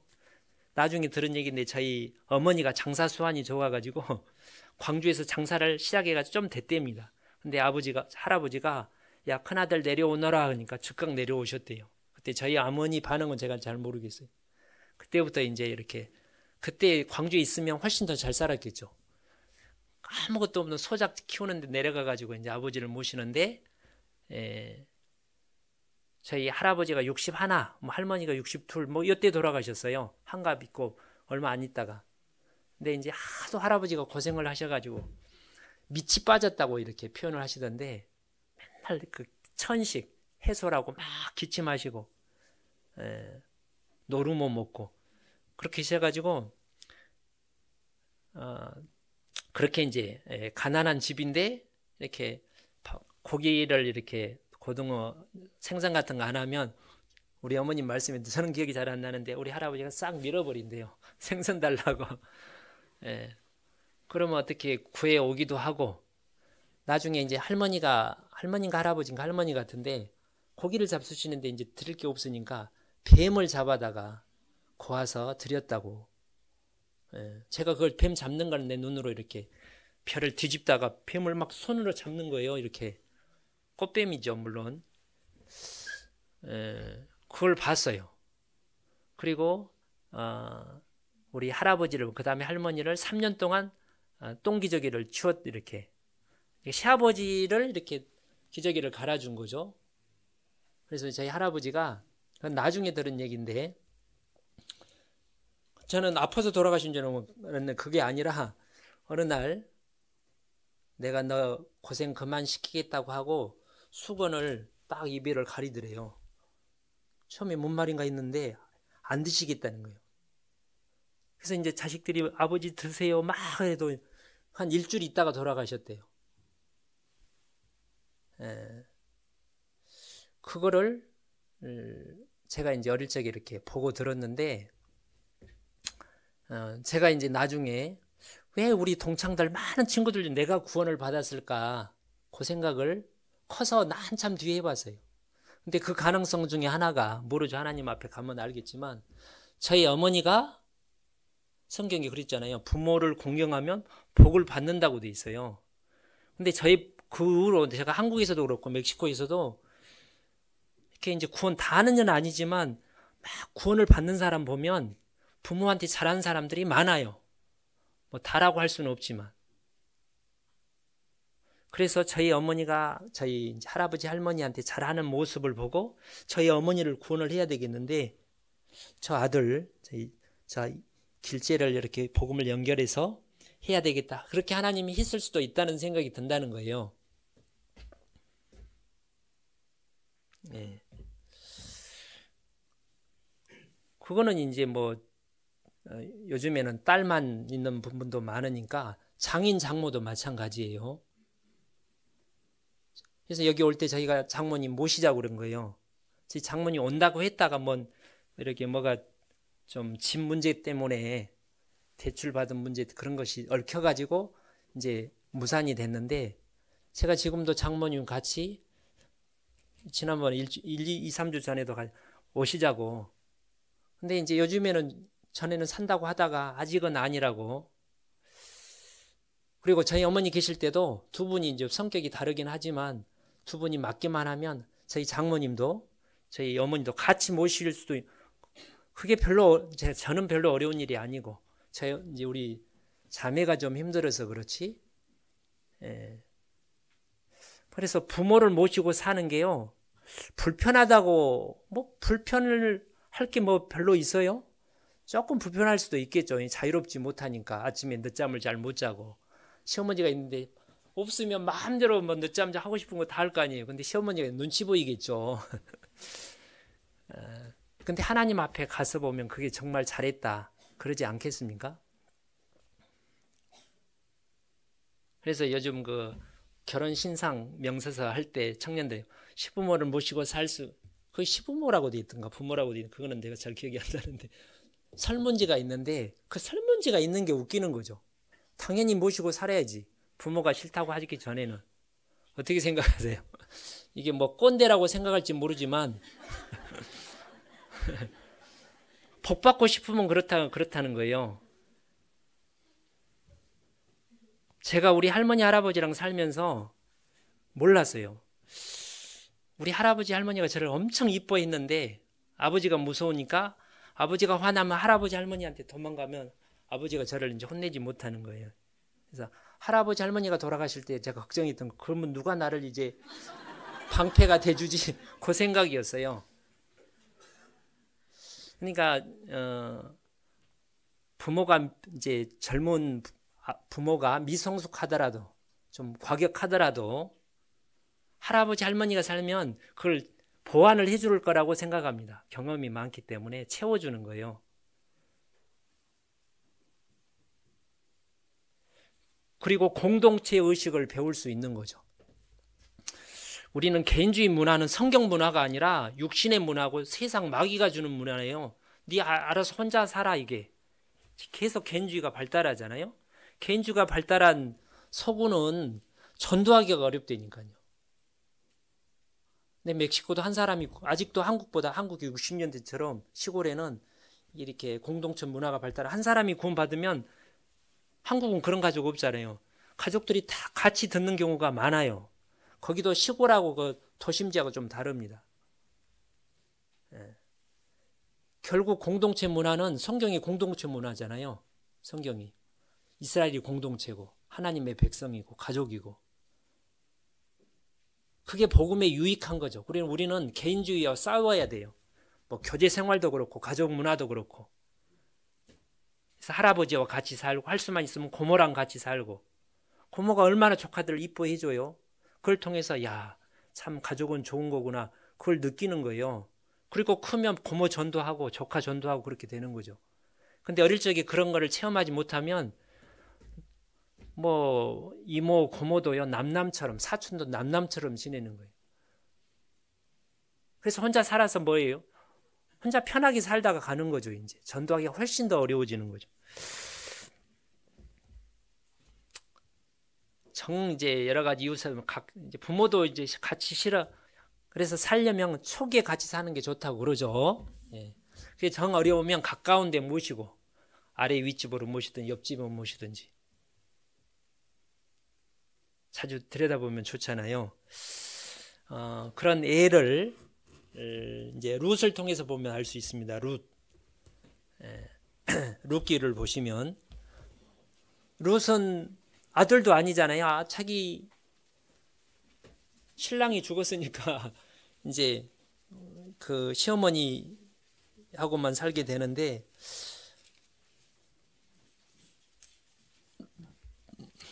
룻기 1장에 보시면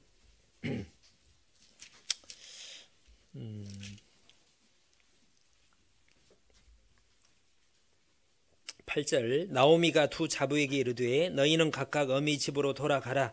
너희가 죽은 자와 나를 선대한 것 같이 여호와께서 너희를 선대하시기를 원하며 여호와께서 그래서 룻이 부모 공경을 잘한 겁니다. 그죠? 그러니까 이제 시어머니 나오미를 따라서 이스라엘 땅으로 올 때 신앙적인 이유도 있었어요. 어머니의 하나님이 나의 하나님이 그러니까 영생을 구원을 사모한 거죠. 그것도 있었지만 17절에 어머니께서 죽으시는 곳에서 나도 죽어 거기 장사될 것이라. 만일 내가 죽는 일 외에 이게 시어머니잖아요. 시어머니와 떠나면 여호와께서 내게 벌을 내리시고 더 내리시기를 원하나이다. 이게 그 양심에서 나오는 그런 마음이죠. 그래서 딸이 아니더라도 며느리더라도 정말 시어머니랑 굉장히 친한 분, 저희 어머니도 그렇고 하도 이제 가깝게 지내면 뭔 딸보다 나아요. 예. 실제로 이렇게. 예. 그러니까 복을 받은 거죠. 룻이 나중에 예수님의 육신의 조상이 된 거잖아요. 2장에 보시면 2장에 11절에 보아스가 그에게 대답하여 룻에게 대답하여 가로되 내 남편이 죽은 후로 내가 시모에게 행한 모든 것과 내 부모와 고국을 떠나 내가 알지 못하던 백성에게로 온 일이 내게 분명히 들렸느니라. 여호와께서 내 행한 일을 보응하시기를 원하며 이스라엘의 하나님의 여호와께서 그 날개 아래 보호를 받으러 온 내게 온전한 상 주시기를 원하노라. 이제 이 보아스의 축복이 예수님의 마음인 거예요. 하나님의 마음인 거예요. 왜요? 시모에게 효를 다한 거잖아요. 이제 나오미가 이제 다 잃고 이제 그야말로 알거지가 됐는데 뭐 재산이나 있으면 쫓아갈 텐데 아니 몰라요. 이제 그래도 할 말이 없는 거죠. 근데도 시어머니를 어떻게 나는 버리고 떠날 수 없다. 그래서 축복을 받았다는 겁니다. 그때 그런 마음이 없었으면 이 선택을 안 했을 거 아니에요. 그러면 지금 지옥 가 있겠죠. 그래서 우리는 부모를 공경한다는 말은 봉양을 해야 된다. 봉양. 이게 우리 성경적인 문화를 하나님이 기뻐하는 문화를 만들자고요. 세상이 어떻게 되든 세상 풍속을 쫓지 말라고 그랬잖아요.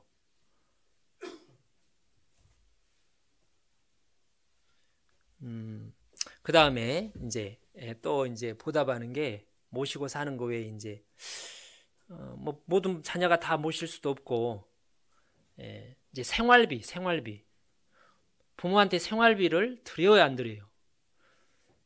우리 자매한테 물어봐야 되는데, 처음부터 했는지는 제가 저희 어머니가 50대일 때는 어땠는지 잘 기억이 잘 안 나는데, 아무튼 저희 어머니가 이제 할 직장 그만둘 때인가 언제부터 아무튼 제 월급에서 11조 떼는 것처럼 정확하게 떼어가지고 저희 어머니 이렇게 드렸어요.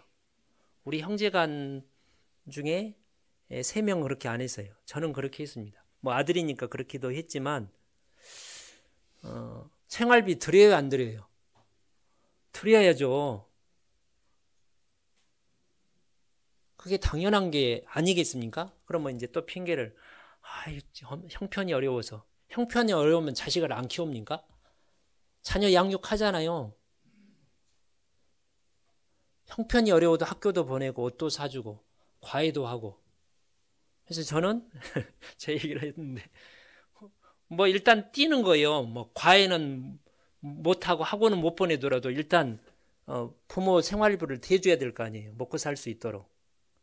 먹고 살만하면 이제 조금 드리든지 아무튼 용돈을 드려야 될 거 아니에요. 요즘에 이제 국가에서 주니까 안 하니까 그 국가에서 주는 거고. 예.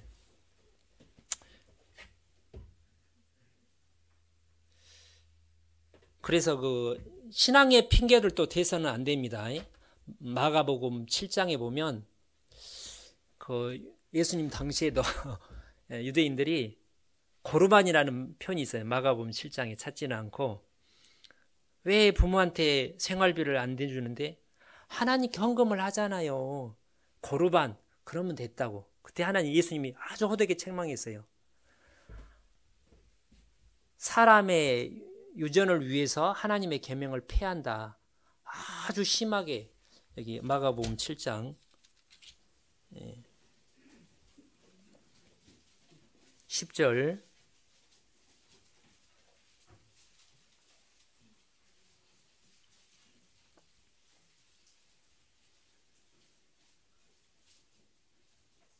모세는 내 부모를 공경하라 하고 내 아비나 어미를 회방하는 자는 반드시 죽으리라 하였거늘 너희는 예수님 당시 그 유대인들은 가로되 사람이 아비에게나 어미에게나 말하기를 내가 드려 유익하게 할 것이 고르반 곧 하나님께 드림이 되었다고 하기만 하면 그만이라고 내 아비나 어미에게 다시 아무 것이라도 하여 드리기를 허하지 아니하여 너희의 전한 유전으로 하나님 말씀을 폐하며 또 이 같은 일을 많이 행하느니라 하시고.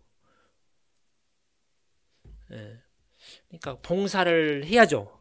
하나님을 전도를 하고 해야 되는데 봉사를 하지만 부모님과 자식하고도 시간을 가져야 되는 것처럼 시간을 쪼개서 부모님을 찾아뵙든지 전화를 하든지 그렇게 하는 게 당연한 거예요. 대학생들이 제일 고민이 뭐냐면 그렇게 공부할 것도 많은데 아르바이트도 또 하는데 봉사까지 어떻게 하느냐. 그럼 뭐라고 한 줄 아세요? 뭐라고 해요? 공부만 하세요. 그렇게 안 하고도 봉사만 하세요. 그것도 아니에요. 봉사와 공부를 다 함께 하라. 우리 딸이 그거 어떻게 다 해요? 그러니까 하나님께 지혜를 구하면 이것도 하고 저것도 할 수 있는 지혜를 주는 거예요. 그런 것처럼 하나님께 봉사도 하고 부모님께도 잘하고 자식들도 마찬가지예요. 부모님 하나님 섬긴다고 봉사한다고 자식을 돌보지 못하면 그건 죄죠. 그 반대도 마찬가지고 둘 다 잘해야 되는 거예요. 그런 것처럼 부모한테도 마찬가지죠. 예수님도 그렇게 하셨어요. 예수님께서도 돌아가시기 전에 요한복음 19장에 원래 공생애를 시작할 때는 형제들하고 엄마가 찾아왔을 때 만나주지도 않았잖아요. 그의 나라 의의를 구해야 되니까. 나중에 이제 십자가에 돌아가실 때 밑에 요한한테 어머니이다, 아들이니다. 그래서 요한이 그 예수님 어머니 마리아를 집에 모셔서 섬겼다고 돼 있어요. 부탁한 거예요. 다윗이 하나님께 열심을 했지만 도망 다닐 때 사무엘상 22장인가 보면 부모를 모셔서 모압에 이렇게 보호를 부탁을 해요. 그리고 하나님께 물어봐요. 어떻게 할 건지. 그렇게 도망 다니면서도 부모를 챙겼다는 거예요. 제가 멕시코에 갈 때 하나님 제가 선교사로 가니까 제가 뭐 부모님은 뭐 어쩔 수가 없어요. 그러면 그게 합당치 않을 거죠. 제가 하나님께 개인적으로 네가 아니더라도 내가 다른 방법을 통해서 돌보겠다. 그런 믿음의 확신을 가졌으니까 제가 간 거죠. 그렇지 않으면 제 부모에 대해서는 책임이 있는 거잖아요.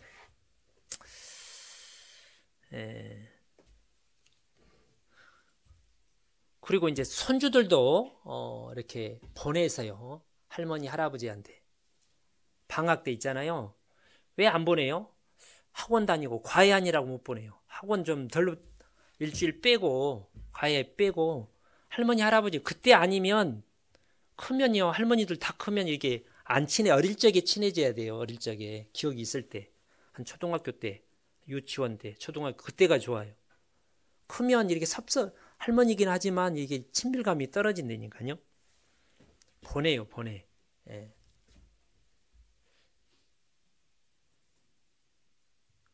그리고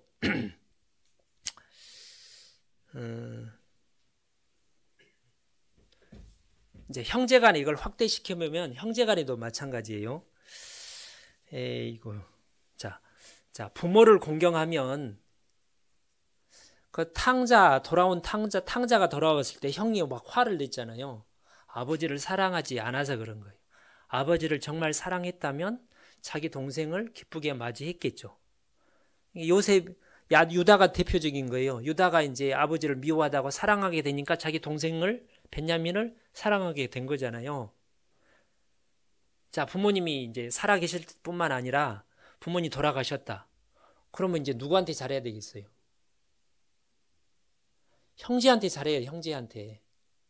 부모님이 천국에서 지켜보시면 부모님이 돌아가시면 형제간이 이제 멀어지는 경향이 있는 것 같아요, 보니까. 뭐 그거는 본성이지만 우리가 의지적으로 노력을 해서 형제끼리 자주 만나고 또 아까 방학 때 자녀들을 누나 집에, 고모 집에, 이모 집에 보내는 거예요. 피차 왕래. 그때 사촌들이 친해져야지 나중에 커서도 이렇게 전도하기가 좋은 거예요. 다 커가지고 만나서 사촌이라고 전도하면 이게 어렵다니까요. 명절 때도 요즘에는 이제 잠깐 들렸다가 그냥 밥만 먹고 가는 집도 있어요. 그러고보다는 명절이 3박 2박 3일이니까 2박 3일 자는 거예요. 최소 하루는 자야죠. 생일 때 못 자면 휴가 때 있잖아요. 휴가 때. 휴가 때 뭐예요? 여기 연차 있잖아요. 하루에 1년에 연차 한 20일 정도 되죠. 수양회 빼고 이거 빼고 해가지고 나머지 보통 연차 어디서 아플 때 쓰고 놀러 갈 때 쓰잖아요. 어디 놀러 가지 말고 그때 부모님 찾아가고 형제들 찾아가고 그렇게 공동 주문한 거예요. 자, 이제 작은 아버지가 한 분이 밑에 작은 아버지 돌아가시고 지금 밑으로 막내 작은 아버지 두 분이 계시는데 한 분은 그렇게 생활을 썩 그렇게 모범적으로 잘 하지 못해요. 뭐 찾아보는 사람도 별로 없고 자식하고도 사이가 별로 안 좋고. 근데 제가 찾아보는 이유는 왜 그럴까요? 우리 할아버지 생각해서 그런 거예요. 우리 할아버지. 우리 할아버지한테 받은 은혜 때문에 그 작은 아버지를 찾아뵙는 거예요.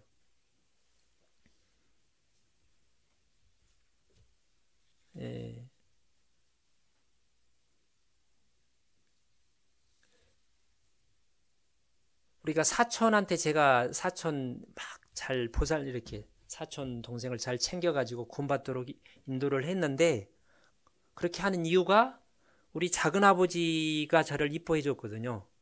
어릴 적에 많이는 아는데 기억이 나요. 나를 손잡고 뭐 대공원도 가고 서울 영화도 보여주고 그게 생각이 몇 번 나니까 잊혀지. 그래서 그 작은 아버지에 대한 그 애정 때문에 사촌들을 챙기게 되는 거예요.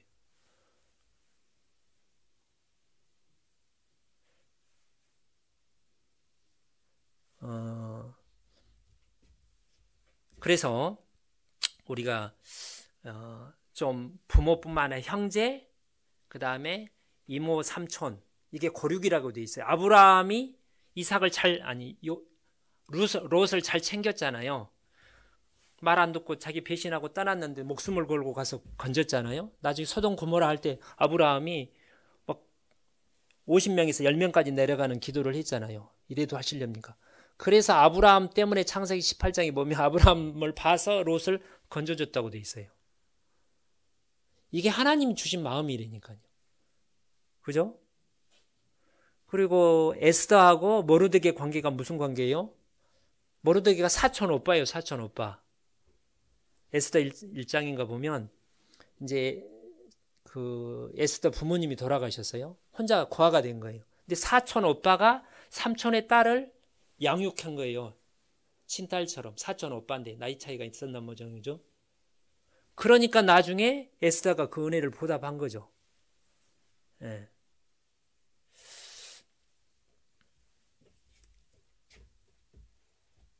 그래서 제가 이제 그 양천 아짐이라고 고등학교 1학년 때 그때 제가 7촌 아줌인 줄 알았어요. 촌수.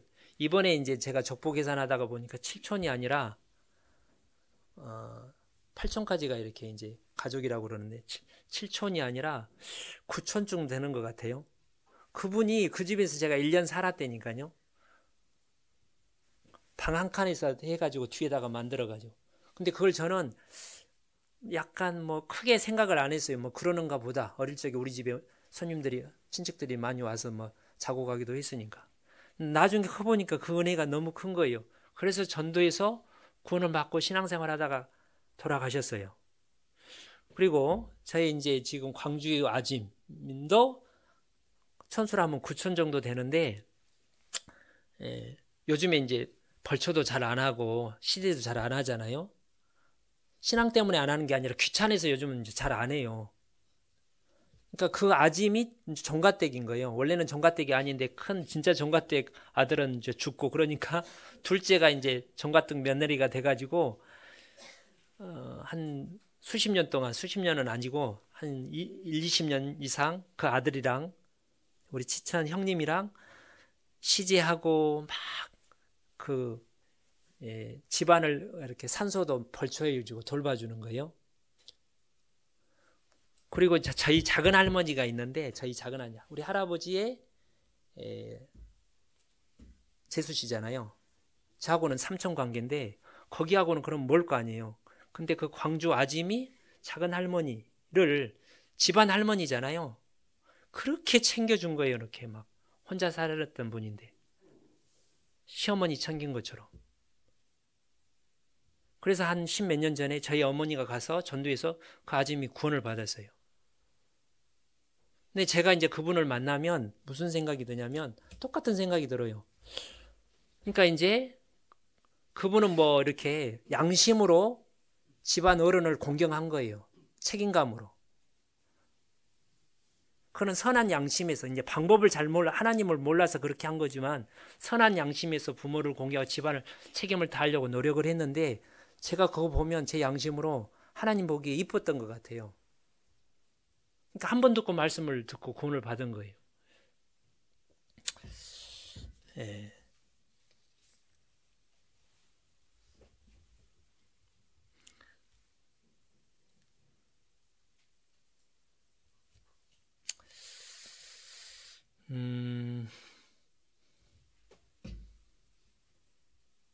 자, 교회에서 디모데 전서를 보겠습니다.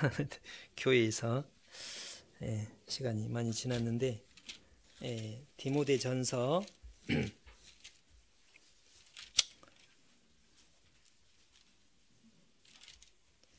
5장에 1절 여기서는 교회 안에서 하는 말씀입니다. 늙은이를 꾸짖지 말고 권하되 아비에게 하듯 하며 젊은이를 형제에게 하듯 하고 늙은 여자를 어미에게 하듯 하며 젊은 여자를 일절 깨끗함으로 자매에게 하듯 하라. 그래서 여기 이제 우리 교회 은장의 어르신 할머니 할아버지들 계시잖아요. 그분들을 이제 목회자한테 어머니 대하다, 아버지 대하다. 부모가 잘못해도 어머니 그러면 되겠어요? 그럴 수 없는 거잖아요. 어머니 그러면 안 돼요. 안 되는 건 안 되지만 조심스럽게 얘기를 해야 될 거 아니에요. 공경하면서. 그죠? 젊은 청년들이 잘못하면 그러면 안 돼. 하는데 할머니 할아버지들이 잘못하면 제가 그렇게 못하죠. 어르신 그러면 안 돼요. 부드럽게. 예. 그래서 그게 이제 우리 교회에서 정말 잘하고 있다고 생각합니다. 세상에 그렇게 하기 어렵다니까요. 정말 자랑스러워. 좀 이거 우리 교회가 이제 자랑할 어디 내놔도 제가 이제 부산에 있을 때도 그렇고 서울에 있을 때도요. 저 자매님들이 한 구역에 어르신들이 거기는 많지 않아요. 한두 분, 두 분 정도 계시는데 얼마나 잘 챙기는지. 그러니까 이제 부모님이 돌아가시면 부모님 생각도 나고 또 성경의 어른을 공경하라고 했고 그래서 먼 딸보다 나아요. 가까운 형 자매들이 얼마나 자식들도 잘 안 찾아오는데 조카 안 찾아와요. 자기 고모 작은아버지 조카 찾아오는 조카 많이 봤어요. 근데 자매님들 이번에 또 청와대 구경시켜드리고 그러잖아요. 이렇게 막 오늘도 우리 봉사회장님 식사 대접하고 이게 하나님 덕분에 그렇게 한 거예요. 성경이 하라고 돼 있으니까. 저희 어머니도 그러니까 교회에 있으면 참 그것도 은혜죠. 그 내손댕이 살 때 저는 부산에 살 때요. 별로 걱정이 안 돼요. 구역 식구들이 얼마나 챙겨주든지 한번 얘기하잖아요. 가면 이제 저희 어머니가 어떻게 하는지 저 자매님들이 어떻게 대하는지 며느리보다 더 잘하는 것 같아요. 그냥 형식적으로 하는 거 우러나서 그렇게 하는 거예요. 우러나서 저희 어머니가 대전에 갈 때도 그렇고 강서에 있을 때도 그렇고 지금도 이제 만나면 물어봐요. 저희 어머니 어떻게 되시냐고. 근데 이제 제가 이제 느끼기로는 그러니까 부모가 잘하면 자식도 저절로 더 노력을 하고 부모가 잘 못하고 좋은 본을 못 보여줬으면 억지로라도 해야 되는데 교회 어르신들도 똑같은 것 같아요. 저희 어머니 경우는 전도도 잘했고 봉사도 잘하고 교제도 한 번도 안 빠지셨어요. 처음부터 그러지는 않았지만 그러니까 이제 친딸을 챙기는 것처럼 저 자매님들을 잘 챙겨주고 칭찬도 해주고 막 이렇게 그런 얘기를 저를 만나면 어머니가 그렇게 자상하게 잘해줬다는 얘기를 제가 여러 번 듣는다니까요. 그러니까 저도 기쁘고 자랑스럽죠. 그러니까 더더욱 잘하고 싶은 거예요. 그러니까 며느리한테 잘 대접받으려면 시어머니가 며느리 잘 대해야 되잖아요. 잘 못해도 며느리가 시어머니한테 잘 해야 되지만 며느리가 잘하면 우러나서 더 이쁘잖아요. 피차간에. 그잖아요. 그런 것처럼 교회에서도 우리 이제 자매님들이 청년들이 잘 대해주는데 어르신들도 구역장님 말도 이제 잘 듣고 조장님 말도 잘 듣고 칭찬도 해주고 맛있는 거 있으면 구역장님 드시라고 주기도 하고 그렇게 하면 진짜 친어머니 아버지처럼 그렇게 모시고 사는 거예요. 그래서 바울이 로마서 16장에 보면 루포의 어머니는 내 어머니라 친어머니처럼 섬겼던 거죠. 교회 안에서 이렇게 있으면 그렇게 된다니까요. 그 다음에 좀 하나만 더 말씀드리면 자 부모님을 섬기는 것과 하나님을 섬기는 게 이렇게 상충이 될 때는 누구를 먼저 섬겨야 돼요? 하나님을 섬겨야 돼요. 예수님이 그렇게 하셨어요. 그렇지 않으면 우리가 구원을 못 받았죠. 그래서 아비나 어미를 나보다 더 사랑하는 자는 내게 합당치 아니하고 아들이나 딸을 나보다 더 사랑하는 자도 내게 합당치 않고 둘 다 해야 되는데 딱 하나만 선택할 상황이 되면 하나님을 선택해야 되는 거예요. 자식보다 하나님을, 부모보다 하나님을. 그러죠? 그런데 이제 그래서 한나가 사무엘을 드리니까 하나님이 자녀들을 몇 명 더 줬잖아요. 그죠? 부부 관계는 어떠냐? 부모를 공경하고 섬겨야 되는데 부모를 더 사랑해야 돼요? 아내를 더 사랑해야 돼요? 제가 성경을 몰랐다면 제 성향으로 보사는 저희 자매보다 저희 어머니를 더 선택했을 것 같은데 성경은 그렇게 얘기하지 않습니다. 아내를 목숨을 다해서 예수님이 교회를 위해서 자기 몸을 버린 것처럼 아내를 사랑하라고 돼 있어요. 이건 한 몸인 거예요, 한 몸. 그리고 둘이 합쳐가지고 힘을 모아서 부모를 섬기는 거예요. 힘을 합쳐서. 그래서 부부 사이가 좋으면 남편은 아내를 사랑하고 아내는 남편을 공경하고, 그래서 한 마음이 되면 부모를 더 잘 섬기겠죠. 그럼 별 탈이 없는데 문제는 부모가 좋은 모습을 보면 순종하기가, 자식이 순종하는 게 쉽지 않는 것처럼 이제 부부 사이가 안 좋으면 남편이 장인 장모님을, 며느리가 시어머니, 시아버지, 시부모님을 섬기는 게 이제 어렵게 되는 거예요. 그런 갈등 상황에서는 어떻게 해야 되느냐? 아내를 선택해야 되는 거예요. 그게 하나님의 뜻입니다. 성경이 그걸 가르치고 있어요. 예.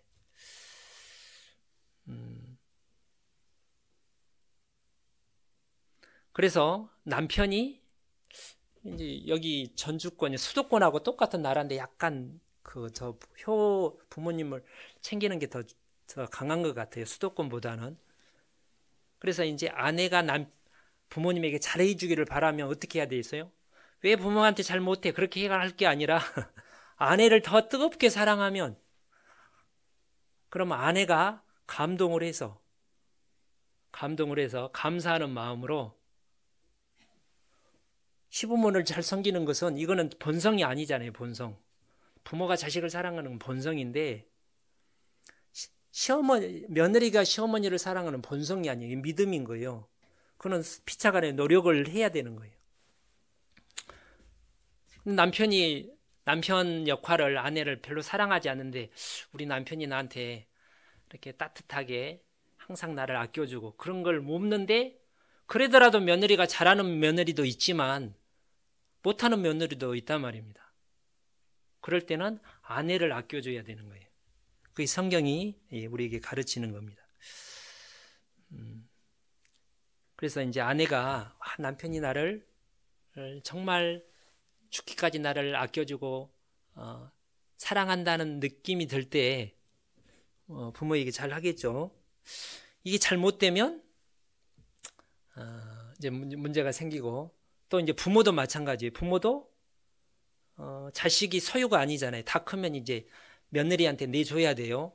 제가 최근에 누구한테 들었는데, 올해 시집간 아들이 이제 장가를 갔는데, 이제 이렇게 아들과 며느리가 자는 방에 부모가 싹 시어머니가 끼어드는 경우가, 옛날에 무슨 전세를 고향에서 나는 그게 이제 남편의 사랑을 충분히 못 받으면 그게 자식안을 집착을 하는 거예요. 근데 고맙게도 저희 어머니는 저한테 그렇게 하지 않았어요. 집착을, 속으로는 어떤지 모르지만 항상 저에게 이삭이 엄마한테 잘해라, 제가 잘못하는 걸 알고 잘해라, 항상 하는 말씀이, 그렇게 할 때 또 이제 며느리가 시부모한테 잘 하겠죠. 마지막 시편 127편을 보고 마치겠습니다. 예.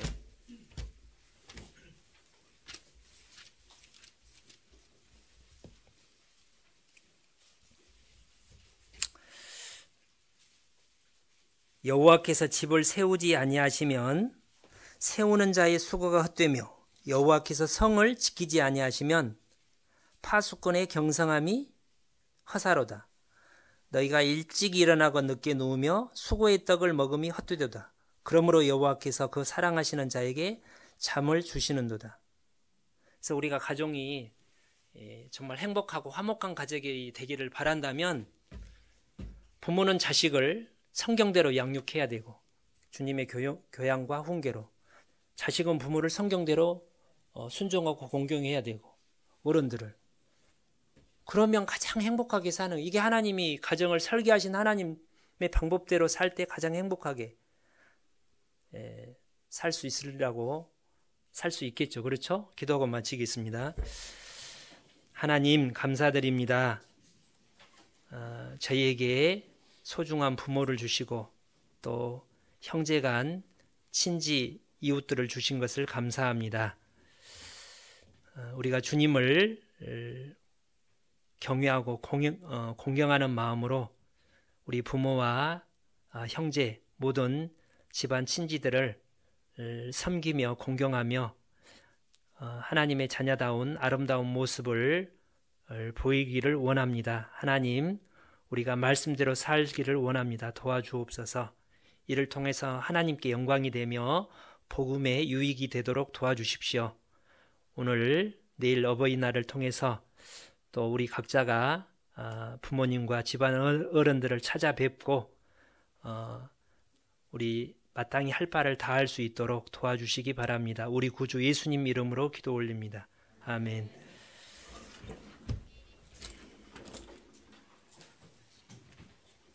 참 305장입니다.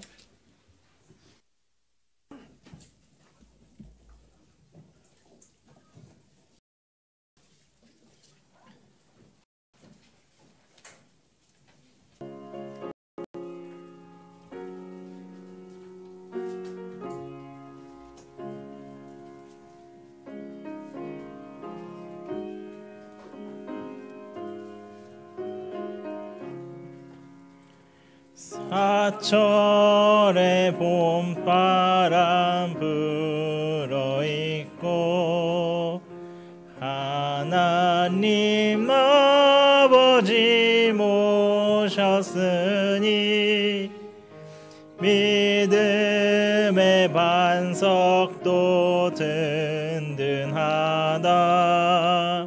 우리 집 즐거운 동산이라.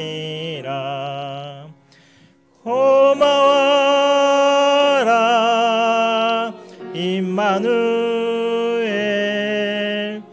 예수만 섬기는 우리 집. 고마워라 임마누엘. 복되고 즐거운 하루하루. 어버이 우리를 고이시고 동기들 사랑에 뭉쳐있고 기쁨과 설움도 같이 하니 한간의 초가도 천국이라. 고마워라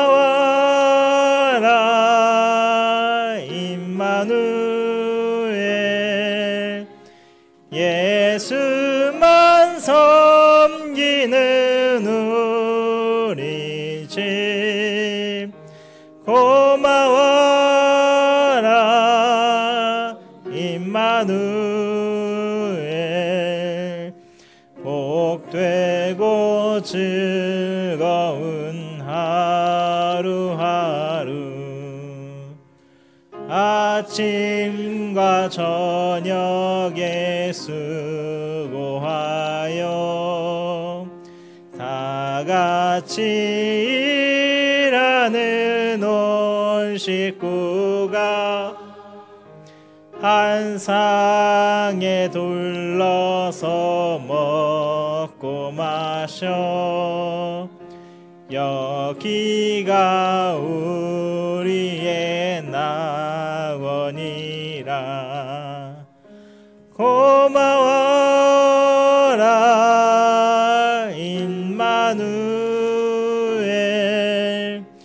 예수만 섬기는 우리 집. 고마워라 임마누엘. 복되고 즐거운 하루하루.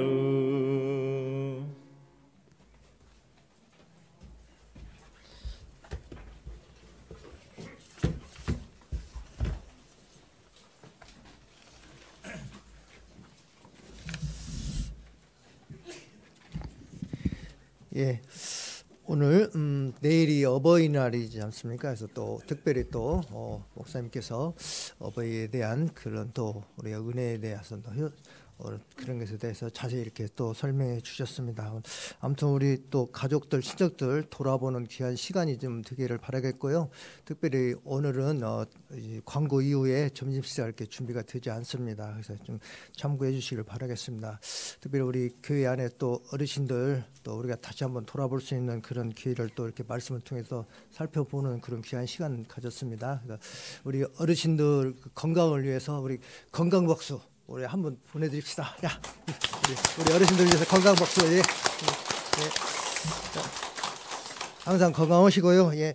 특별히 우리 5월 달은 또 결실의 계절입니다. 또 대전도 집회 5월 22일부터 5월 28일까지 계획되어 있거든요. 저희들 오늘 들으실 때 또 이렇게 기도 대상자 명단 받으셨죠? 약 100명 넘게 이렇게 지금 올라와 있습니다.